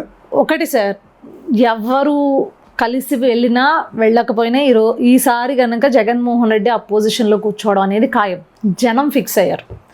కానీ 0.1% కూడా రిస్క్ తీసుకోకూడదు అని చెప్పేసి రాష్ట్రాన్ని ఇంత దారుణమైన పరిస్థితుల్లోకి తీసుకొచ్చినప్పుడు అక్కడ ఇరు పార్టీల నేతలకి అవగాహన ఉంది, రాష్ట్ర పరిస్థితులు ఏమైపోతున్నాయో అవగాహన ఉంది, జనాలు ఎలాంటివి ఫేస్ చేయాలో తెలుస్తుంది, వాళ్ళకి అవగాహన ఉంది. కాబట్టి ఆ 0.1% కూడా జగన్మోహన్ రెడ్డికి ఇవ్వకూడదు ఛాన్స్, గెలవడానికి కాదు అపోజిషన్ ఇవ్వకూడదు ఈరోజు. అందుకే ఈరోజు అపోజిషన్ పొజిషన్ కూడా లేదు. మీరు చూసినట్లయితే ఆ అపోజిషన్ పొజిషన్ కూడా ఈ వ్యక్తికి ఇవ్వకూడదు. He is too dangerous. అంటే ఆ పార్టీ ఈజ్ టూ డేంజరస్. దాని కన్స్ట్రక్షన్ ఆఫ్ చూసుకుంటే 5 రెడ్లు, సజ్జల రామకృష్ణారెడ్డి, వైవి సుబ్బారెడ్డి, విజయసాయి రెడ్డి, ధనుంజయ రెడ్డి ఈజ్ ఐఏఎస్, అతను వదిలేసేయండి. పెద్దిరెడ్డి రామచంద్రారెడ్డి, ఇంకో రెడ్డి ఎవరో ఉన్నారండి, మిథున్ రెడ్డి. ఒక 5 రెడ్లతో 5 రాష్ట్రాన్ని 5 భాగాలుగా విభజించి ఎక్కడ ఏమున్నా, ఏ వనరున్నా, ల్యాండ్, వైను, శాండ్, మైన్, అన్నీ ఏ వనరైన న్యాచురల్ రిసోర్సెస్తో సహా ఏది అమ్మేసినా హెడ్ క్వార్టర్స్కి వచ్చేయాలి, డబ్బు వచ్చేసేయాల్సింది.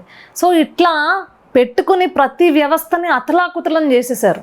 సో ఇలాంటి వ్యక్తులకి కనీసం అపోజిషన్ పొజిషన్ వస్తే మళ్ళీ వీళ్ళు రేపొద్దున మేకవుతారు కాబట్టి ఇవ్వకూడదు. కాబట్టి ఎవరి బలాలు వాళ్ళకున్నా కూడా అన్ని బలాల్ని, అన్ని ఈగోల్ని పక్కన పెట్టి ఈరోజు కలిసి ముందుకు రావడం జరిగింది. అందుకే మనం ఇంత హ్యూజ్, అసలు చరిత్రలో చూడనంత రిజల్ట్ మనం చూసామన్నమాట. అంటే ఇప్పుడు భవిష్యత్తులో ఉన్న పవన్ కళ్యాణ్ సీఎం అవుతారంటారు? అంటే వ్యక్తిగతంగా మాట్లాడదు, 10 ఏళ్ళు చంద్రబాబు నాయుడు గారు సీఎంగా ఉండాలని ఆయన కోరుకుంటున్నారండి. ఐ డోంట్ నో, నేను జనసేన రిప్రజెంటేటివ్ కాదు. ఈ question Janasena I'm very happy with ఎవరైనా సరే నిజాయితీగా పనిచేసే వాళ్ళు ఎవరు ముఖ్యమంత్రిగా అవ్వాలి అని అనుకున్నా ఐఎమ్ వెరీ హ్యాపీ. కానీ ఓపెన్గా చెప్తున్నాను కదా, నేను టీడీపీ రిప్రజెంటేటివ్ని, నాకు ఇందులో ఏం మొహమాటాలు లేవు. ఫ్రమ్ అవర్ పార్టీ నేను మా టీడీపీ రిప్రజెంటేటివ్గా మా పార్టీ నుంచి ముఖ్యమంత్రిగా ఎవరైనా సరే ఉండాలని నేను కోరుకుంటా. I'm so happy. ఆయన ముఖ్యమంత్రిగా అయినా నాకేం ప్రాబ్లం లేదు. కానీ ఇది నన్ను అడగకూడదు క్వశ్చన్. వ్యక్తిగతంగా అయినా సరే నేను టీడీపీ నుంచి ఎవరైనా ముఖ్యమంత్రి అవ్వాలనుకుంటా. Because I'm working for my party కాబట్టి నేను ఓపెన్గానే చెప్తున్నా. దీంట్లో నేనేదో మొహమాటానికి పోయి చెప్పాల్సింది లేదు. నాకు ఆయన పైన గౌరవం ఉంది, వ్యక్తిగా గౌరవం ఉంది, నిజాయితీపరుడుగా గౌరవం ఉంది. కాకపోతే నా మూలాలు తెలుగుదేశం పార్టీ మూలాలు. నేను తెలుగుదేశం పార్టీ సిద్ధాంతాలని, తెలుగుదేశం పార్టీ ఏవైతే ఆశయాలు కావచ్చు, రిఫార్మ్స్ తీసుకొచ్చిందో, ఏవైతే తెలుగుదేశం పార్టీ తీసుకొచ్చిన రిఫార్మ్స్ తీసుకొచ్చిందో వాటన్నిటికీ కనెక్ట్ అయ్యి నేను దాంతోపాటు ట్రావెల్ చేస్తూ ఉన్నాను. కాబట్టి నేను ఓపెన్గా ఎప్పుడు కూడా తెలుగుదేశం పార్టీ కూటమి ప్రభుత్వం ఉన్నా, ఒకవేళ ఇన్ ఫ్యూచర్ కూటమి ప్రభుత్వంలోనే తెలుగుదేశం పార్టీ ముఖ్యమంత్రిగా ఎవరైనా వచ్చినా కూడా నేను సపోర్ట్ టు. గత 2 రోజుల నుంచి రాష్ట్రంలో కొంత బ్రేకింగ్ న్యూస్లా నడుస్తుంది. నారా లోకేష్ గారు డిప్యూటీ సీఎం ఎప్పుడవుతున్నారు డిప్యూటీ సీఎం లోకేష్ గారు? Deputy CM is definitely one post. It is given by Pawan Kalyan గారు. సో నేను అది అంత కాంప్లికేట్ చేయడానికి ఎవరో ఏదో అనుకుంటున్నారు. కానీ మీకు ఎందుకు సార్, హీఈస్ ఆల్సో మినిస్టర్ క్యాడరే కదా. ఇప్పుడు డిప్యూటీ సీఎం అనేది ఒక ట్యాగ్లైన్, ఎక్స్ట్రా ట్యాగ్లైన్ అంతే. It's not a constitutional post. అది ఆయన గౌరవం. ఇప్పుడు సీఎం తర్వాత కింద స్థాయిలో డిప్యూటీ సీఎంగా ఆయనకి గౌరవం ఇచ్చుకోవాలి అని చెప్పి పవన్ కళ్యాణ్ గారికి మేము ఇచ్చుకున్న గౌరవం అది. దానికి పోట ఇవ్వడమంటారు ఎందుకు? ఊరికే ఏదో ఎవరికో బాగాలేదు, బాధగా అనిపిస్తే అంటూ ఉంటారు. ఆయన ఎక్కువ కష్టపడుతున్నారని అలాంటి అభిమానులు అనుకుంటూ ఉంటారు. కానీ he is very good in his departments అండి. చూసుకుంటే మనము ఎడ్యుకేషన్ మినిస్ట్రీ కావచ్చు, అటు ఐటీ కావచ్చు, ఆయన తప్పించి ఎవరు చేయలేరు. మళ్ళీ చెప్తున్నా, బల్లగుద్ది చెప్తున్నా. ఎందుకంటే కమిట్మెంట్ ఉన్న లీడర్. ఈరోజు విద్యా వ్యవస్థలో ఎక్కడెక్కడ ఏ లోపాలు ఉన్నాయో ప్రతిదీ క్షుణ్ణంగా తెలిసిన వ్యక్తి నారా లోకేష్ గారు. ఎందుకంటే ఒకే ఒక స్టేట్మెంట్ అండి, 4 ఏళ్ళు చదివినా మనకి క్యాంపస్ ఇంటర్వ్యూస్లో కావచ్చు, లేకపోతే ఇమీడియట్గా బయటకు వెళ్తే ఉద్యోగాలు దొరకనివి అమీర్పేటలో 6 నెలల కోర్సులు చేస్తే దొరుకుతున్నాయి. ఎందుకు అంటే ఏం ల్యాక్ అవుతుంది? నాలుగేళ్ల ఎడ్యుకేషన్ సిస్టంలో, గ్రాడ్యుయేషన్లో ఏం లోపాలు ఉన్నాయని క్లియర్గానే ఆయన చెప్పారు. అంటే ఆయనకి ఎంత నాలెడ్జ్ ఉండాలి దానిపైన. నిజమే కదా, అది ఎవరు ఆ సామాన్యంగా పాయింట్ ఆలోచించారు జనరల్గా. కానీ ఆయన చూడండి, అది ఓపెన్గా అది ఎందుకు మనం ఇంప్లిమెంట్ చేయలేకపోతున్నాం దీంట్లో అని చెప్పేసి. రీసెంట్గా ఒక పెద్ద స్టేట్మెంట్ నాకు ఎంత బాగా నచ్చిందంటే, విద్యా వ్యవస్థలో పుస్తకాల బరువును తగ్గించండి, పిల్లలకి సరైన విద్యను, అంటే ఈ రోజుకు తగ్గ మనము ఎప్పుడో జమానా కాలం సిలబస్ మళ్ళీ ఇప్పటికి పాత సిలబస్లు ఫాలో అవుతే కష్టం కదా. ఇప్పుడు టెక్నాలజీ మారిపోయింది, ఐక్యూ పెరిగిపోయింది, పిల్లలది అడాప్షన్ ఆఫ్ ఐక్యూ డిఫరెంట్ లెవెల్లో ఉంది. ఈ టైంకి ఇప్పుడు జనరేషన్కి తగ్గ సిలబస్లు ప్రిపేర్ చేయండి అని చెప్పేసి, పుస్తకాలు బరువును తగ్గించండి, పెద్ద పెద్ద నోట్స్లు, పెద్ద పెద్ద క్వశ్చన్స్కి ఆన్సర్స్, ఇది కాదు ఎగ్జామ్ థియరీ అంటే అని చెప్పేసి, ప్రాక్టికాలిటీ అనేది ఇంపార్టెంట్ అనేది. అంటే ఇలాంటి పెను మార్పులు ఈరోజు మనం రేపొద్దున్న విద్యా వ్యవస్థలో మనం చూడగలుగుతాం. అదే ఐటీ సెక్టార్లో మనం చూసుకుంటే మనకు ఆల్రెడీ తెలుసు, he is very good at bargaining, లేకపోతే ఇంకే వేటిల్లో అయినా సరే రాష్ట్రానికి సౌలభ్యాలు తీసుకొచ్చే దాంట్లో చెప్పే విషయంలో ఇండస్ట్రియలిస్టులకి ఏ రకంగా వాళ్ళని కన్విన్స్ చేసి తీసుకురాగలడు, ఏ రకంగా వాళ్ళని మంచి క్యాపబిలిటీ ఉందండి ఆయనకి. ఆయన ఖచ్చితంగా తీసుకురాగలడు. బికాస్ మంచి ఒరేటర్ ఆయన ఆ విషయంలో. 1-to-1 ఒరేషన్ అయింది. 1-to-1 నేను పబ్లిక్ ఒరేషన్తో నేనేమి మాస్ లీడరు, మాస్ డైలాగ్ చేస్తారని నేను చెప్పను. కానీ ఆయన నారా లోకేష్ గారు 1-to-1 ఒరేషన్ కావచ్చు, ఆయన మీటింగ్ని హోల్డ్ చేసే విధానం కావచ్చు, చాలా బాగుంటుందండి. సో ఎలాంటి ఇండస్ట్రీస్ అయినా ఆంధ్రాకి రావాల్సింది. సో ఆ కమిట్మెంట్ ఉన్న లీడర్. గతంలో మనం చూసినప్పుడు శ్రీ సిటీ కావచ్చు, కియా విషయంలో కావచ్చు, లేకపోతే ఇతర ఐటీ ఇండస్ట్రీస్ విషయంలో కావచ్చు, చాలా మెజారిటీ రోల్ లోకేష్ గారు ప్లే చేశారు. సో ఈ 5 ఏళ్ళు నిజంగా చెప్తున్నాను, ఈ 2 డిపార్ట్మెంట్స్ సువర్ణ అక్షరాలతో మనం లిఖించుకునే విధంగా ఉంటుంది. చూడండి, అంటే మాస్ డైలాగ్ అన్నారు. మొన్న మోడీ గారు వచ్చినప్పుడు కూడా మాస్ డైలాగ్ వేశారు లోకేష్ గారు. అంటే ఐ బిలీవ్ లోకేష్ గారు, మీరు Yuvagalam 1-to-1 question and answer sessions చూడండి, అసలు ఆయన ఒరేటరీ స్కిల్స్ చూడండి, లోకలైట్స్తో ఎలా మాట్లాడాలో అలా మాట్లాడతాడు కరెక్ట్గా ఆయన. కాకపోతే నాకు పానిక్ ఎక్కడ, నాకు ఆయనే ఒప్పుకుంటారు, ఎవరు అక్కర్లేదు. ఇంకా నాకు కొంచెం ప్రాబ్లం ఉంది జనాల మీటింగ్లోకి అడ్రస్ చేసేదానికి, ఇంకా స్టిల్ ఐ హ్యావ్ ప్రాబ్లం అని చెప్పేసి. మీరు యువగళం టోటల్ 1-to-1 లోకలైట్స్తో వాళ్ళు ఈవెన్ ఆ స్లాంగ్ కూడా ఆయన అడాప్ట్ చేసుకుంటాడు. So that is the beauty of Lokesh గారు. ఆ ఇది ఉందన్నమాట. సో నాకు అది బాగా నచ్చుతుంది ఆయన విషయంలో. రాష్ట్రంలో భవిష్యత్తులో వైఎస్ఆర్సీపీ పార్టీ ఎలా ఉంటుంది?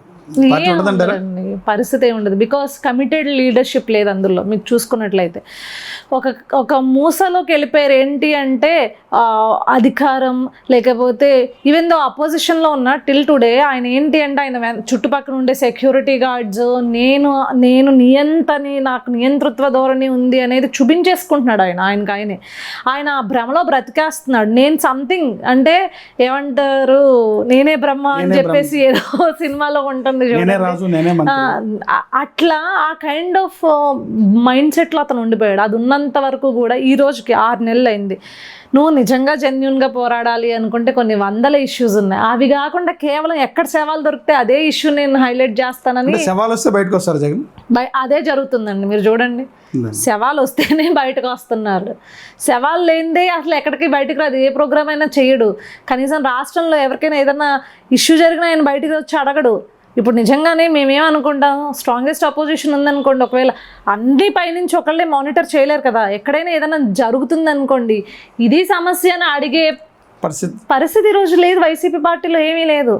జగన్మోహన్ రెడ్డి వస్తాడా, ఆ పక్కన ఏమంటారు, ఆ కార్లోంచి ఇట్లా ఊపుతాడా చెయ్య, దానిపైన ఒక స్లో మోషన్ వీడియో వేసుకుంటారు, ఎలివేషన్ వేసుకుంటారు, అంతే అయిపోయింది. ఇంకేముంది చెప్పండి?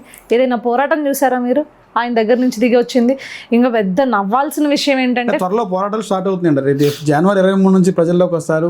మొట్టమొదటిగా మీ జిల్లాని ఆచంట ప్లాన్ చేశారు. వచ్చాక చూద్దాం సార్. వచ్చిన తర్వాత జగన్మోహన్ రెడ్డి ప్రోగ్రామ్ అయిన తర్వాత రాసి పెట్టుకోండి అనుష గారు, మీరు చెప్పింది కరెక్ట్. అక్కడ కార్యకర్తలు తప్పించి ప్రజల్ని రిప్రజెంట్ చేస్తూ ప్రజల దగ్గరికి వెళ్ళి ఒక్క పోరాటం లేదని మీరు చెప్పకపోతే అడగండి. మళ్ళీ నెక్స్ట్ అతనిది ఎప్పుడు కంప్లీట్ అయిద్దో ఆ తర్వాత మళ్ళీ నెక్స్ట్ ఇంటర్వ్యూ మీకే ఇస్తాను. మీరు నేను ఇలానే మాట్లాడుకుందాం. Okay, thank you madam. ఇంకోటి, భవిష్యత్తులో ఏదైనా జగన్ మీద ఉన్నటువంటి కేసుల్లో అన్యదా ఏదైనా లోపలికి వెళ్తే పార్టీని నడిపించగలిగే సత్తా భారతికి ఉందంటారు? ఆవిడకే ఉందండి, జగన్మోహన్ రెడ్డికే లేదు. మీకు అర్థం కావట్లేదు. అన్ని కంట్రోల్స్ భారతిరెడ్డి చేతిలోనే ఉంది. భారతిరెడ్డి స్విచ్ చేస్తే విజయసాయి రెడ్డి వెలుగుతాడు, భారతిరెడ్డి స్విచ్ చేస్తే సజ్జల రామకృష్ణారెడ్డి వెలుగుతాడు, భారతిరెడ్డి స్విచ్ చేస్తే పెదిరెడ్డి రామచంద్రారెడ్డి వెలుగుతాడు. జగన్మోహన్ రెడ్డిది ఏమీ లేదు, మొత్తం భారతిరెడ్డిదే. మన భ్రమ అంతే. జగన్మోహన్ రెడ్డిని అనే ఒక మొహాన్ని ముందు పెట్టి ఆమె వెనకాల నుంచి రాజకీయం చేసుకుంది. అందుకే ఇంట్లో సెట్ వేసుకున్న ఎవడు మాట్లాడలేదు.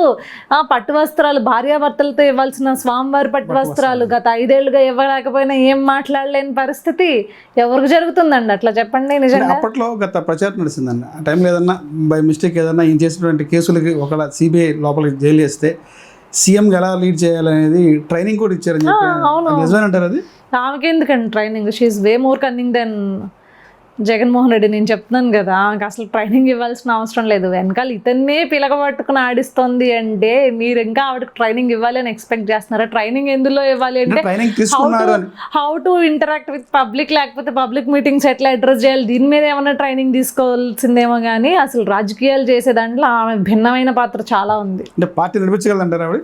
Yeah show party. ఇప్పుడు నేను ఒకటి చెప్తున్నానండి, ఒక మహిళగా చెప్పండి, డెఫినెట్గా చెప్తున్నా, పార్టీని లీడ్ చేయగలరా? పార్టీని జగన్ ఏదన్నా కేసుల దృష్ట్యా లోపలికి వెళితే పార్టీ అధ్యక్షురాల హోదాలో ఒక మహిళగా మీరు చెప్పండి, ఆవిడ పార్టీ లీడ్ చేయగలదా? డెఫినెట్గా పార్టీ అధ్యక్షురాల హోదాలో ఆమె ఉంటుంది. కాకపోతే నా క్వశ్చన్ ఎక్కడంటే ఆమెకి ఎంత కమిట్మెంట్ టువర్డ్స్ కార్యకర్తలు ఉంది లేనిది అనేది నాకు కమిట్మెంట్. ఈ రోజుకే జగన్మోహన్ రెడ్డి మాకు సెల్ఫీలు ఇవ్వట్లేదు, ప్రోగ్రాములకు వెళ్తుంటే మమ్మల్ని అక్కడ గంటల తరబడి ఆపుతున్నాడు. ఆఖరికి అపోజిషన్లో ఉన్న మమ్మల్ని పట్టించుకునే దిక్కు మొక్కు లేదని ఒకళ్ళు, ఇంకొకటి అరెస్ట్ అయిన వాళ్ళకి బెయిల్ ఇప్పించే దిక్కు మొక్కు లేదు. ఇప్పిస్తామని చెప్పి ఫస్ట్ రోజు వచ్చి చెప్తున్నారు, మళ్ళీ ఎవరైనా తర్వాత వాళ్ళని కమిటీ కూడా పెట్టారు పార్టీ ఆఫీస్లో, state morning committee, social media phone చేస్తట్లేదంటండి ఎవరును. ఇప్పుడు మన ఆయన ఏజీ ఎవరు ఆయన ఉన్నారు కదా, సుధాకర్ రెడ్డి, అతను ఫోన్ ఎత్తట్లేదంట. ఫోన్ నెంబర్ ఇచ్చాడు ఆ రోజు స్టైల్గా, 3 నెంబర్లు ఇచ్చాడు. 3 నెంబర్లు పని చేయట్లేదంట. ట్విట్టర్లో ఇవే స్పేసెస్ వాళ్ళు చెప్పుకుని పాపం గొడవ చేస్తున్నారు. ఈ రోజుకి టువర్డ్స్ కార్యకర్తలే వాళ్ళకి కమిట్మెంట్ లేనప్పుడు నాకు తెలిసి ప్రజల వరకు కమిట్మెంట్ ఉంటుందని నేను అనుకోను. అసలు కార్యకర్తల మీద కమిట్మెంట్ లేనప్పుడు ఏ పార్టీ లీడ్ అవుతుంది చెప్పండి? ఇప్పుడు మా తెలుగుదేశం పార్టీ ఉంది, 1 కోటి సభ్యత్వాలు ఈరోజు చేయించగలిగింది, ఇన్సూరెన్స్ చేయిస్తుంది. అంటే కార్యకర్తల్ని మెంబర్షిప్లో రికార్డ్ బద్దలు కొట్టారు. మెంబర్షిప్లో రికార్డ్ బద్దలు కొట్టింది పక్కన పెడితే వీళ్ళు నా కుటుంబ సభ్యులు కార్యకర్తలు, వాళ్ళకి ఏ కష్టం వచ్చినా ముందు పార్టీ తరపు నుంచి అండగా ఉండాలి అని చెప్పేసి ఒక మహా యజ్ఞం లాంటి మెంబర్షిప్ అనే ప్రోగ్రామ్ తీసుకుని వాళ్ళ తరపున ఇన్సూరెన్స్ చేయించి వాళ్ళకి ఏదన్నా కనుక పొరపాటున జరిగితే పార్టీ తరపు నుంచి ఇది అండగా ఉంటుంది అని చెప్పి మళ్ళీ దీంట్లో కూడా ఒక భరోసా ఇస్తూ వాళ్ళకి తెలియజేయడం కూడా, మీరు ఇంకో మెంబర్షిప్ తీసుకున్నారు అంటే మీది ఇన్సూరెన్స్ క్లెయిమ్ అయినట్లు, మీకు ఏదన్నా జరిగితే, మీ ఇంట్లో వాళ్ళకి ఏదన్నా జరిగితే వెంటనే మీ నియోజకవర్గాల పార్టీలకి ఇన్ఫార్మ్ చేయండి, అక్కడి నుంచి పార్టీ ఆఫీస్కి మీరు ఇన్ఫార్మ్ చేస్తే వెంటనే ఇమ్మీడియట్గా మీకు ఆ సాయం అందజేసే బాధ్యత మాది అని చెప్పేసి ఈరోజు ప్రజలకు కూడా చెప్తుంది. అంటే కార్యకర్తల పైన, పార్టీ పైన ఎంత కమిట్మెంట్ ఉంటే ఈ పని చేస్తుంది. ఇలాంటి కమిట్మెంట్ కార్యకర్తల పైన కానీ, పార్టీ పైన కానీ జగన్మోహన్ రెడ్డికి ఉన్నట్టు, భారతిరెడ్డికి ఉన్నట్లు ఈ 10 ఏళ్ల కాలంలో, 15 ఏళ్ల కాలంలో మీరు మచ్చుకొకటి చూపించండి, ఒక ప్రోగ్రామ్ చూపించండి కార్యకర్తల కోసం చేసిన ప్రోగ్రామ్ లేదు. మా కార్యకర్తల కోసం చేసే పండగ మహానాడు, పెద్ద పండగ లాంటిది మాకు. అది సంక్రాంతి జనరల్గా గోదావరి జిల్లాలకు పెద్ద పండగ అయితే, మరొక పెద్ద పండగ తెలుగుదేశం పార్టీ కుటుంబ సభ్యులకి మహానాడు. కేవలం కార్యకర్తల కోసమే చేస్తారు ఆ పండుగ. ఆ రోజు తీసుకునే రిఫార్మ్స్ కావచ్చు, ఏదైతే నిర్ణయాలు కావచ్చు, కేవలం కార్యకర్తల యొక్క మనోభావాలకు దెబ్బతినకుండా కార్యకర్తలకు ముందే చెప్పి, ఇదిగో మనం రేపొద్దున పార్టీ తరపు నుంచి పెట్టబోతున్న నిర్ణయాలు ఇవన్నీ వాళ్ళకి చెప్పి వాళ్ళ యొక్క అంగీకారంతో ముందుకెళ్తారు. అది కార్యకర్తలకి తెలుగుదేశం పార్టీ ఇచ్చే గౌరవం, లేకపోతే తెలుగుదేశం పార్టీ ఇచ్చే ఒక స్టేజ్ అండి, నిజంగా కల్పిస్తుంది. అది నేను బెట్టేస్తున్నాను. సూపర్ 6 పేరుతో ప్రజలను మోసం చేసి అధికారంగా వచ్చారు. సూపర్ 6లో ఒక పెన్షన్ తప్ప ఎలాంటిది అమలు చేయటం లేదు, మోసం చేశారు, ఎవరు సంతోషంగా లేరు అనేది ప్రధానమైన ఆరోపణ వైసీపీ. నిజంగా సూపర్ 6లో ఒక పెన్షన్ తప్ప అమలు చేయట్లేదు అంటారు. డిఎస్సి అన్నారు, సంతకం పెట్టారు, ఏమీ లేదు. గ్యాస్ చెప్పారు, గ్యాస్ విషయంలో కూడా కొంతమందికే వస్తాయి అనేది కొంత ప్రచారం జరుగుతుంది. ఉచిత ఇసుక అన్నారు, ఇసుక అనేది బయట మార్కెట్లో బ్లాక్లో తరలిస్తారని చెప్తున్నారు. మద్యం అంతా సిండికేట్లు మామూలుగా అంతా ఓపెన్గా బెల్ట్ షాపులు అమ్ముతారని చెప్తున్నారు. ఊరు వాడ త్రాగునీరు లేని ప్రాంతాల్లో కూడా మద్యం దొరుకుతుందంటారు. ఏం చెప్తారు సూపర్ 6 గురించి? నేనేమన్నా మహిళలకు ఏమో ఫ్రీ బస్ అన్నారు, ఆడపిల్లలకు లేడీస్కి నీకు 15,000 నీకు 15,000, అది పెద్ద ప్రచారం అవుతుంది. ఎప్పుడు అమలు చేస్తున్నారు 15,000? కాదు సార్, ఈ స్టేట్మెంట్స్ అన్ని ఇచ్చింది ఎవరు? వైసీపీ. ముందు వాళ్ళు పక్క రాష్ట్రాలు జగన్మోహన్ రెడ్డి కొన్నాడు. ఇదే మన మీరు అన్నటువంటి వరద ప్రెస్ మీట్లో కూడా నీకు 15,000 నీకు 15,000 ఏ అన్న 15,000 అని చెప్పి అన్నారు. నీకు వచ్చినాయా 15,000 అంటున్నారు. కాదు సార్, జగన్మోహన్ రెడ్డి పక్క రాష్ట్రంలో ఉంటున్నాడు, బెంగళూరులో. అది వదిలేసి ఆంధ్రాలో ఉండమని చెప్పండి, తెలుస్తుంది ఏం జరుగుతుందో ఏం లేదో. మీరు ఇక్కడ ఉంటే కదా తెలుస్తుంది. పక్క రాష్ట్రంలో రోజా ఏమో తమిళనాడులో ఉంటుంది, జగన్మోహన్ రెడ్డి ఏమో బెంగళూరులో ఉంటున్నాడు, కర్ణాటకలో ఉంటున్నాడు. ఇంకా మిగతా నాయకులు అసలు ఎక్కడెక్కడ ఎవరెవరు ఉండరు ఏ అర్థం కావట్లేదు.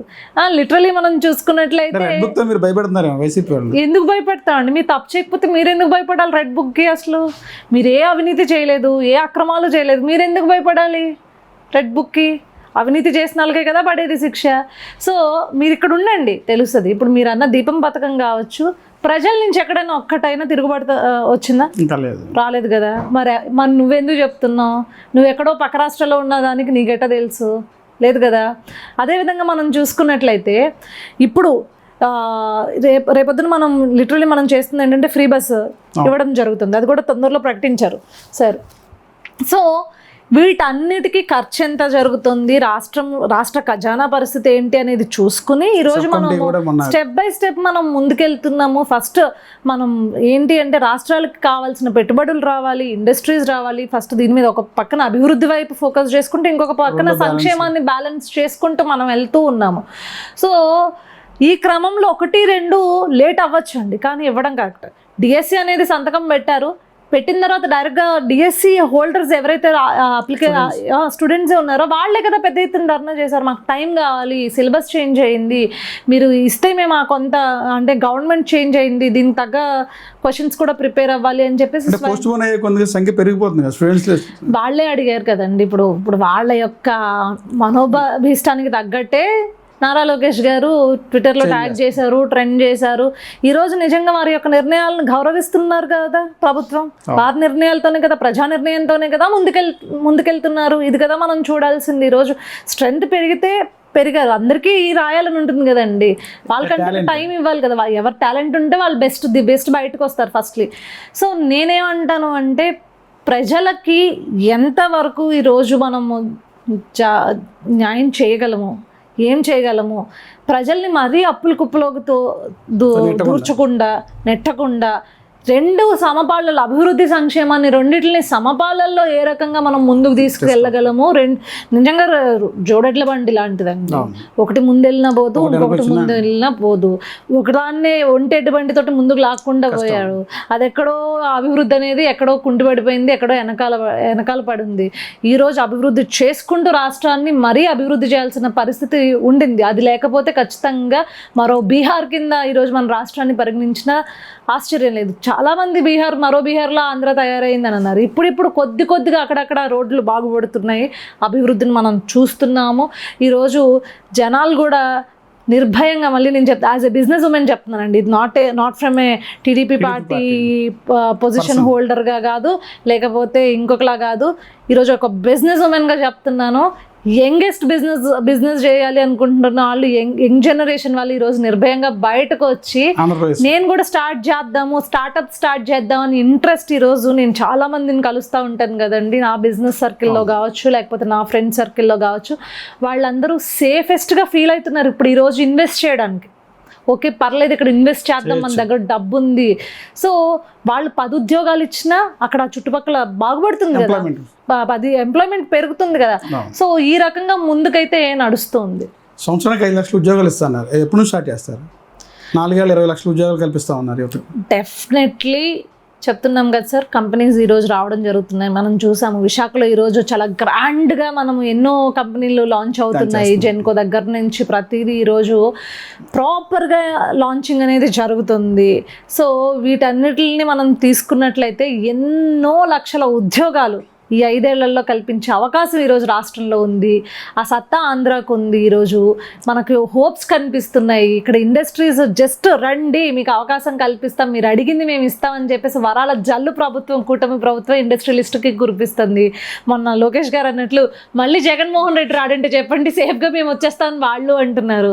ఒక్క భరోసా ఫ్రమ్ ప్రజలు రాడు, ఆ నియంత రాడు అని చెప్పేసి వాళ్ళకి ఒక భరోసా వచ్చింది అంటే డైరెక్ట్ అక్కడ నుంచి ఇక్కడికి ల్యాండ్ అయ్యే పరిస్థితి ఈరోజు ఇండస్ట్రీస్ ఉన్నాయండి. మేడం ఫైనల్గా చెప్పండి, గత 5 ఏళ్ల పాటు ఎవరైతే కష్టపడ్డారో వాళ్ళని మేము గుర్తుంచుకుంటాం, పార్టీ గుర్తిస్తుంది అన్నారు.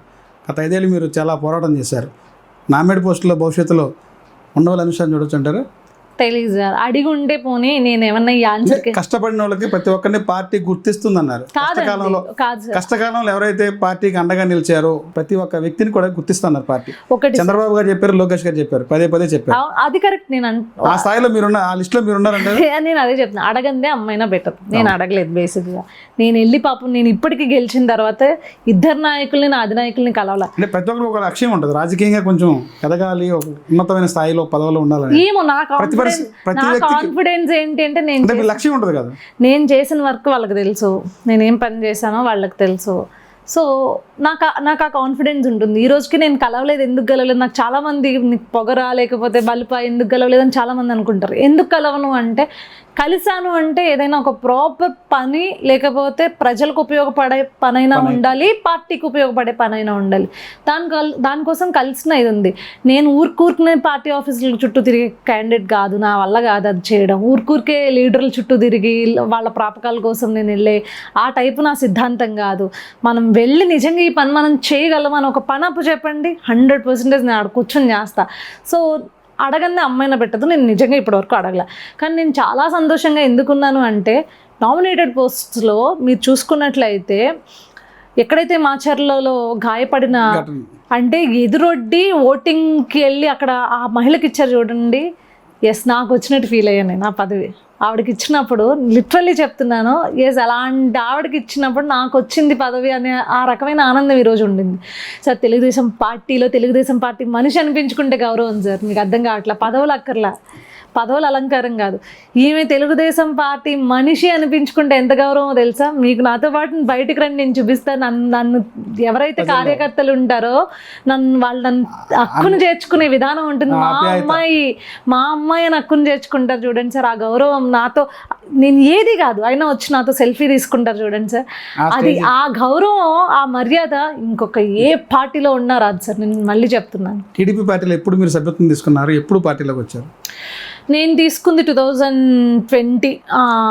అప్పుడే సార్ నేను వచ్చిందే 2019. నాకు కోపం వచ్చాను. నాకు నాయకుడు అంటే ఇష్టం, చంద్రబాబు నాయుడు గారు అంటే ఇష్టము. వెన్ ఐ వాజ్ ఇన్ నా 26 or 27 yearsకి నేను పార్టీ వాయిస్ వినిపించడం జరిగింది. అసలు అంతకుముందు నాకు పాలిటిక్స్ ఏం తెలియదు. మా ఫాదర్ వచ్చేసి టీడీపీ పార్టీకి.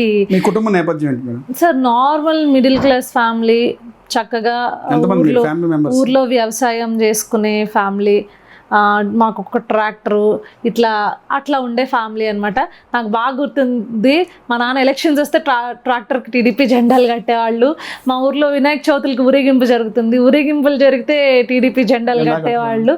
సో టీడీపీ అనేది మా బ్లడ్లో ఉంది అని అనిపిస్తుంది అనమాట. సో మాది వేలువెన్ను సార్. మేము మీకు తెలిసే ఉంటుంది, వేలువెన్ను నిడదోలు పక్కన వేలువెన్ను అనే ఊరు. మీకు ఎమ్మెల్యే బురుగుపల్లి శేషారావు గారు కూడా అక్కడి నుంచే, శేషారావు గారు. సో మాది నేను ఇందాకే ట్వీట్ చేసా, చాలా ప్రౌడ్గా చెప్తా. స్వచ్ఛ గ్రామం అనేది స్వచ్ఛాంధ్ర తీసుకున్నప్పుడు, స్వచ్ఛాంధ్ర మిషన్ తీసుకున్నప్పుడు 2014 to 2019 వేలువెన్ను వచ్చేసి స్వచ్ఛ గ్రామంగా ఆంధ్ర రాష్ట్రంలో నిలిచిందనమాట ఫస్ట్ ప్లేస్లో. సో మేము ఇప్పుడు కాదు, 20 ఏళ్ళ 30 ఏళ్ళ ముందే అండర్ గ్రౌండ్ డ్రైనేజ్ సిస్టమ్ చూసిన గ్రామం మాది. సో అంటే మేము అప్పటికే అంత ఎస్టాబ్లిష్ అయిన గ్రామం అనమాట. So normal middle class school family, అదే ఊరు, అక్కడే చదువులు, అదే వేలువెన్ను శశి కాలేజ్లో చదివిన, అక్కడే ఉద్యోగాలు చేసిన ఫ్యామిలీ. శశిలో నేను అక్కడే చదువుకున్నాను, అక్కడే టీచర్. బేసిక్గా చెప్తా కదా సార్, వేలువెన్న అమ్మాయిలు అందరూ ఇది చెప్తే మా అక్క కరెక్ట్ చెప్పింది అంటారు. వేలువెన్న అమ్మాయిల్ని ఎక్కడ బయటికి పంపించరు, చదువుకోవడానికి పంపించరు, ఉద్యోగం చేయడానికి పంపించరు. అదే ఊర్లో చదువుకోవాలి, అదే ఊర్లో ఉద్యోగం. మా వేలువెన్నలోనే చాలా అవకాశాలు ఉన్నాయి సార్, ఉద్యోగ అవకాశాలు. మీరు రాజకీయాల్లోకి వచ్చారు? రాజకీయాల్లోకి వచ్చి అంటే నేను నాకేమనిపించిందంటే చంద్రబాబు నాయుడు గారిని బాగా ఫాలో అవుతాను సార్. ఆయన యొక్క ఎందుకు మీకు అంత ఇష్టం చంద్రబాబు గారు అంటే? మేబీ మా డాడీ నాకు చిన్నప్పటి నుంచి ఆయన గురించి చెప్పి ఆయన సామాన్య రైతు కుటుంబంలో 2 ఎకరాలు ఉన్న రైతు కుటుంబంలో పుట్టి ఆయనంతటా ఆయన ఎదిగిన పరిస్థితి కానీ, రాజకీయాల్లో ఆయన మార్క్ చూపించిన విధానం కానీ, బిజినెస్లో హెరిటేజ్ అనే సంస్థ స్థాపించి ఆయన బిజినెస్లో ఆయన యొక్క మార్క్ చూపించిన ఇది కానీ నన్ను ఒక రకంగా ఇన్ఫ్లుయెన్స్ చేసింది. నా దగ్గర బుక్స్ కూడా ఉంటాయి సార్, లైఫ్ బుక్స్ ఉంటాయి అన్నమాట. అంటే నిజమే కదా, ఇప్పుడు అక్కడ ఉంటే అక్కడే ఉండిపోతాం మనం, ఇంకెక్కడికి వెళ్ళలేము. ఇప్పుడు యాజ్ ఎ టీచర్గా నేను అక్కడే ఉన్నాను. Okay, first UKG first class చెప్పాను, తర్వాత third class second class third class చెప్పాను, ఫోర్త్ క్లాస్, నెక్స్ట్ ఏంటి, నెక్స్ట్ 10th క్లాస్ వరకు ఇదే చెప్పుకుంటా ఉంటాం, ఇంకో 10 ఏళ్ళు ఇక్కడే ఉంటాం. It's not correct. Let's do. మనకి ఓకే సఫిషియంట్ ఫ్యామిలీ, అసలు ఏమీ లేని పరిస్థితి నుంచి అయితే రాలా. ఇంట్లో మనం ఇప్పటికే వెళ్ళి గారంగా చూసుకున్న ఫ్యామిలీ, నాకు ఇది కావాలంటే ఇచ్చే ఫ్యామిలీనే. సో వెళ్ళి నేను బిజినెస్ చేస్తాను అనగానే మా తాతయ్య ఫస్ట్ అయితే షాక్ అయ్యారు. తర్వాత ఓకే చెయ్యమ్మా, మేము సపోర్ట్ చేస్తాము అన్నారు. బట్ నేను కూడా అట్లనే చిన్నగా స్టార్ట్ చేశాను సార్. ఒక చిన్న ఇంట్లో ఒక 6,000కి అద్దెకి తీసుకుని ఒక ఇంట్లో స్టార్ట్ చేసిన మగువ ఈ రోజుకి 7 ఏళ్ళు కంప్లీట్ చేసుకుంది. నౌ ఐ హ్యావ్ ఆల్మోస్ట్ ఒక 5 to 6 members ఎంప్లాయీస్ ఉంటారు, అన్ని రకాలుగా ఎంప్లాయీస్ ఉంటారు. ఇట్స్ ఏ కైండ్ ఆఫ్ ఒక 50 lakhs వరకు, అంటే 5 లక్షలతో స్టార్ట్ చేసింది, ఈరోజు 50 లక్షలకి వరకు తీసుకెళ్ళాము. అదొక సాటిస్ఫాక్షన్ అనమాట. సో ఇదంతటికి కారణం నిజం చెప్పాలంటే చంద్రబాబు నాయుడు గారు. ఓకే, ఆయన చేసినప్పుడు మనం ఎందుకు చేయలేము, మనం కూడా అలా వెళ్ళాలి కదా, మనకి ఒక గోల్ ఉండాలి, అక్కడే ఉండిపోకూడదు అనే ఆయన చాలా స్పీచెస్ విన్నాను సార్ నేను. జస్ట్ లేడీస్కి డ్వాక్రా పథకాల ద్వారా మీరు చూసుకున్నట్లయితే స్మాల్ స్కేల్ ఇండస్ట్రీస్కి ఆయన ఇచ్చే సపోర్ట్, అది హెల్ప్, ఇది చూసి వై కాంట్ వీడు, మనం ఒకే దాంట్లో స్టిక్ ఎందుకు అయిపోవాలి అని చెప్పి స్టార్ట్ చేసిన నా ప్రయాణం. అందుకే చంద్రబాబు నాయుడు గారిని ఏమన్నా అంటే అంత కోపం వస్తుంది నాకు. మీరు ఏ లీడర్ అనండి నాకు కోపం రాదు, కానీ ఎవరైనా చంద్రబాబు నాయుడు గారిని ఏమన్నా అన్నారంటే ఇమీడియట్ గా పవన్ కళ్యాణ్, లోకేష్ గారినన్నా కొంచెం ఆలోచిస్తానేమో, కానీ మా అన్న అనుకున్న తర్వాత నేను చెల్లిగా నేను ఉండాలని అనుకుంటే, ఎందుకంటే హీఈస్ లైక్ టు నాకు అన్నలా అంటాడు అనమాట. నా అన్న కాబట్టి వస్తానేమో, కానీ చంద్రబాబు నాయుడు గారిని అంటే ఇంకా వెనక ముందు ఆలోచించలేదు. మా ఇంట్లో వాళ్ళన్నా నేను గబుక్కుని వదిలేస్తానేమో, కానీ ముందు పరిగెట్టుకుని వస్తాను. ఆయన ఏమనంటే అంత కోపం, ఆయన అంటే మాట పడినేమో. ఎందుకంటే నిజంగా ఆయన ఒక తెల్ల చొక్కాలండి వాడండి. ఆయనకి ఎవరన్నా మరకంటించాలని చూస్తే చాలా బాధ అనిపిస్తుంది అనమాట. చంద్రబాబు గారిని అరెస్ట్ చేసినప్పుడు ఫైనల్గా చెప్పండి, మీకు ఆ టైంలో మీ పరిస్థితి ఎలా అనిపించింది? సరే, ఐ వాజ్ లైక్, నేను షాటర్ అయిపోయానని చెప్పొచ్చు. ఫస్ట్ నేను జీర్ణించుకోలేకపోయాను అరెస్ట్ని. ఏం చేద్దాం, ఏమీ చేయలేని పరిస్థితి, ఒక కోపం, ఉద్వేగం. ఆయన ఏంటి అంతసేపు హింసించి అన్ని గంటలు 48 గంటలు తిప్పి కోర్టులో ప్రొడ్యూస్ చేసి ఆయన ఆఖరికి రాజమండ్రి వెళ్ళేదానికి 48 గంటలు పట్టిందంటే ఆ మనిషిని ఏం చేద్దాం అనుకున్నారు సార్ వాళ్ళు. అసలు నిజంగా అదొక ఇన్సిడెంట్. నేను ఎంతోమంది గ్రౌండ్లో చూశాను కదండి, ఎంతోమందిని కట్టలు తెంచుకుని ఈరోజు అంతలా వచ్చి బయటకు వచ్చి ఓటేయడానికి వన్ ఆఫ్ ద రీజన్ రాజకీయాల్లో పెను మార్పులు సృష్టించింది సార్. భగవంతుడు అనేవాడు ఉండుంటే జగన్మోహన్ రెడ్డి కోలుకోలేని దెబ్బ తగలాలని కోరుకున్న ఆ రోజు నేను. ఆ రోజు అదే సంకల్పంతో నేను పాదయాత్ర స్టార్ట్ చేశాను తిరుపతికి. 144 సెక్షన్ ఉంటే చిన్న తిరుపతికి 144 సెక్షన్కి లోబడే నేను పాదయాత్ర కింద నేను నా స్టాఫ్ ఒకళ్ళు అలా నడిచాము. బట్ స్టిల్ నన్ను పోలీసులు తీసుకెళ్లారు, లిఫ్ట్ చేశారు. లిఫ్ట్ చేసినప్పుడు ఒకటే చెప్పా, భగవంతుడు అనేవాడు ఉంటే ఎవడైతే ఈ ప్రభుత్వం నడుపుతున్నాడో ఆ నడిపించేవాడు మట్టి కొట్టుకుపోతాడు అన్నాను. నిజంగానే అది జరిగింది, నిజంగానే జరిగింది. అందుకే నేను మొన్న పెద్ద తిరుపతి మెట్లెక్కి, అలిపిరి మెట్లెక్కి స్వామివారి దగ్గరికి కూడా వెళ్ళాను దాని గురించి. మేడం, గత 5 ఏళ్ళకి ఇప్పటికి గతంలో ఎంతో ఇబ్బంది పడ్డారు, స్ట్రగుల్స్ ఫేస్ చేశారు. ఈ 6 నెలలు హ్యాపీగా ఉన్నారు? చాలా హ్యాపీ, ఊపిరి పీల్చుకుంటున్నాను సార్. నాది ఈ రాష్ట్రం అనే ఫీలింగ్ వచ్చింది. ఎక్కడి నుంచో అంటే వేరే చోటుకి వెళ్ళి బ్రతుకుతున్నామేమో అనే ఫీలింగ్ నుంచి అమ్మయ్య ఇది మన రాష్ట్రం, మన పని మనం చేసుకోవచ్చు స్వేచ్ఛగా స్వతంత్రంగా అనే ఒక ఫీలింగ్ వచ్చింది. అప్పటికిప్పుడు మారిందంటారు? గత ప్రభుత్వానికి ఈ ప్రభుత్వానికి చూడట్లేదా సార్, రోడ్లు బాగుపడ్డాయి, కనిపిస్తుంది విజిబిలిటీ, నేను చెప్పక్కర్లేదు. హ్యాపీగా ఉన్నారు. హ్యాపీగా ఉన్నాం, ఫేస్లో గ్లో వచ్చింది, స్వచ్ఛంగా ఊపిరి పీల్చుకుంటున్నాం, చాలా బాగుంది సార్. మేడం, ఒక సింగిల్ లైన్లో చెప్పాలంటే సిబిఎన్ గారు అంటే ఏం చెప్తారు? చంద్రబాబు నాయుడు గారు అంటే ఏం చెప్తారు? విజనరీ. లోకేష్ గారు? Hard working. పవన్ కళ్యాణ్ గారు? Aura, image. Jaganmohan Reddy? Worst fellow. అంతే, అంతకు మేము చేయలేదు. మేడం, ఈ 5 సంవత్సరాల్లో మహిళలకి ఎలాంటి అభివృద్ధి చేస్తారు? చంద్రబాబు నాయుడు గారు మీకు ఎలాంటి భరోసా ఇస్తారు? మహిళలను ఎలా అభివృద్ధి చేస్తారని ఏం చెప్తారు మీరు?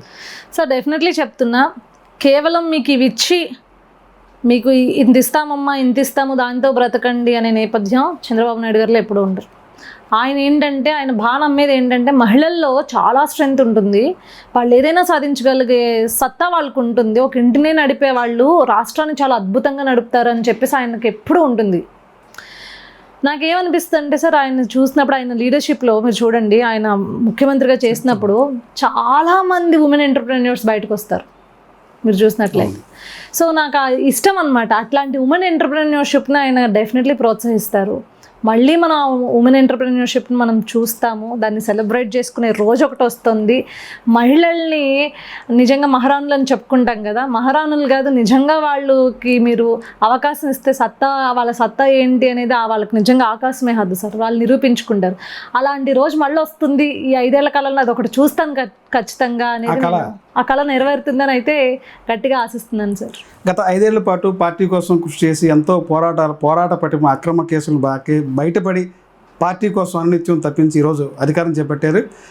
పార్టీ అధికారం చేపట్టడానికి తన వంతు కృషి చేసినటువంటి ఉండవల్లి అనుష గారు. కానీ ఈ రోజున రాష్ట్ర ప్రభుత్వ అధికారంకి వచ్చింది, కష్టపడిన ప్రతి వ్యక్తికి గుర్తింపు ఇస్తున్నటువంటి చంద్రబాబు నాయుడు గారు రాబోయే రోజుల్లో ఉండవల్లి అనుష గారికి ఒక ఉన్నతమైన పదవి చూడాలని చెప్పి ఎస్వర్మని కోరుకుంటున్నాను. Thank you sir. Thank you. Thank you madam.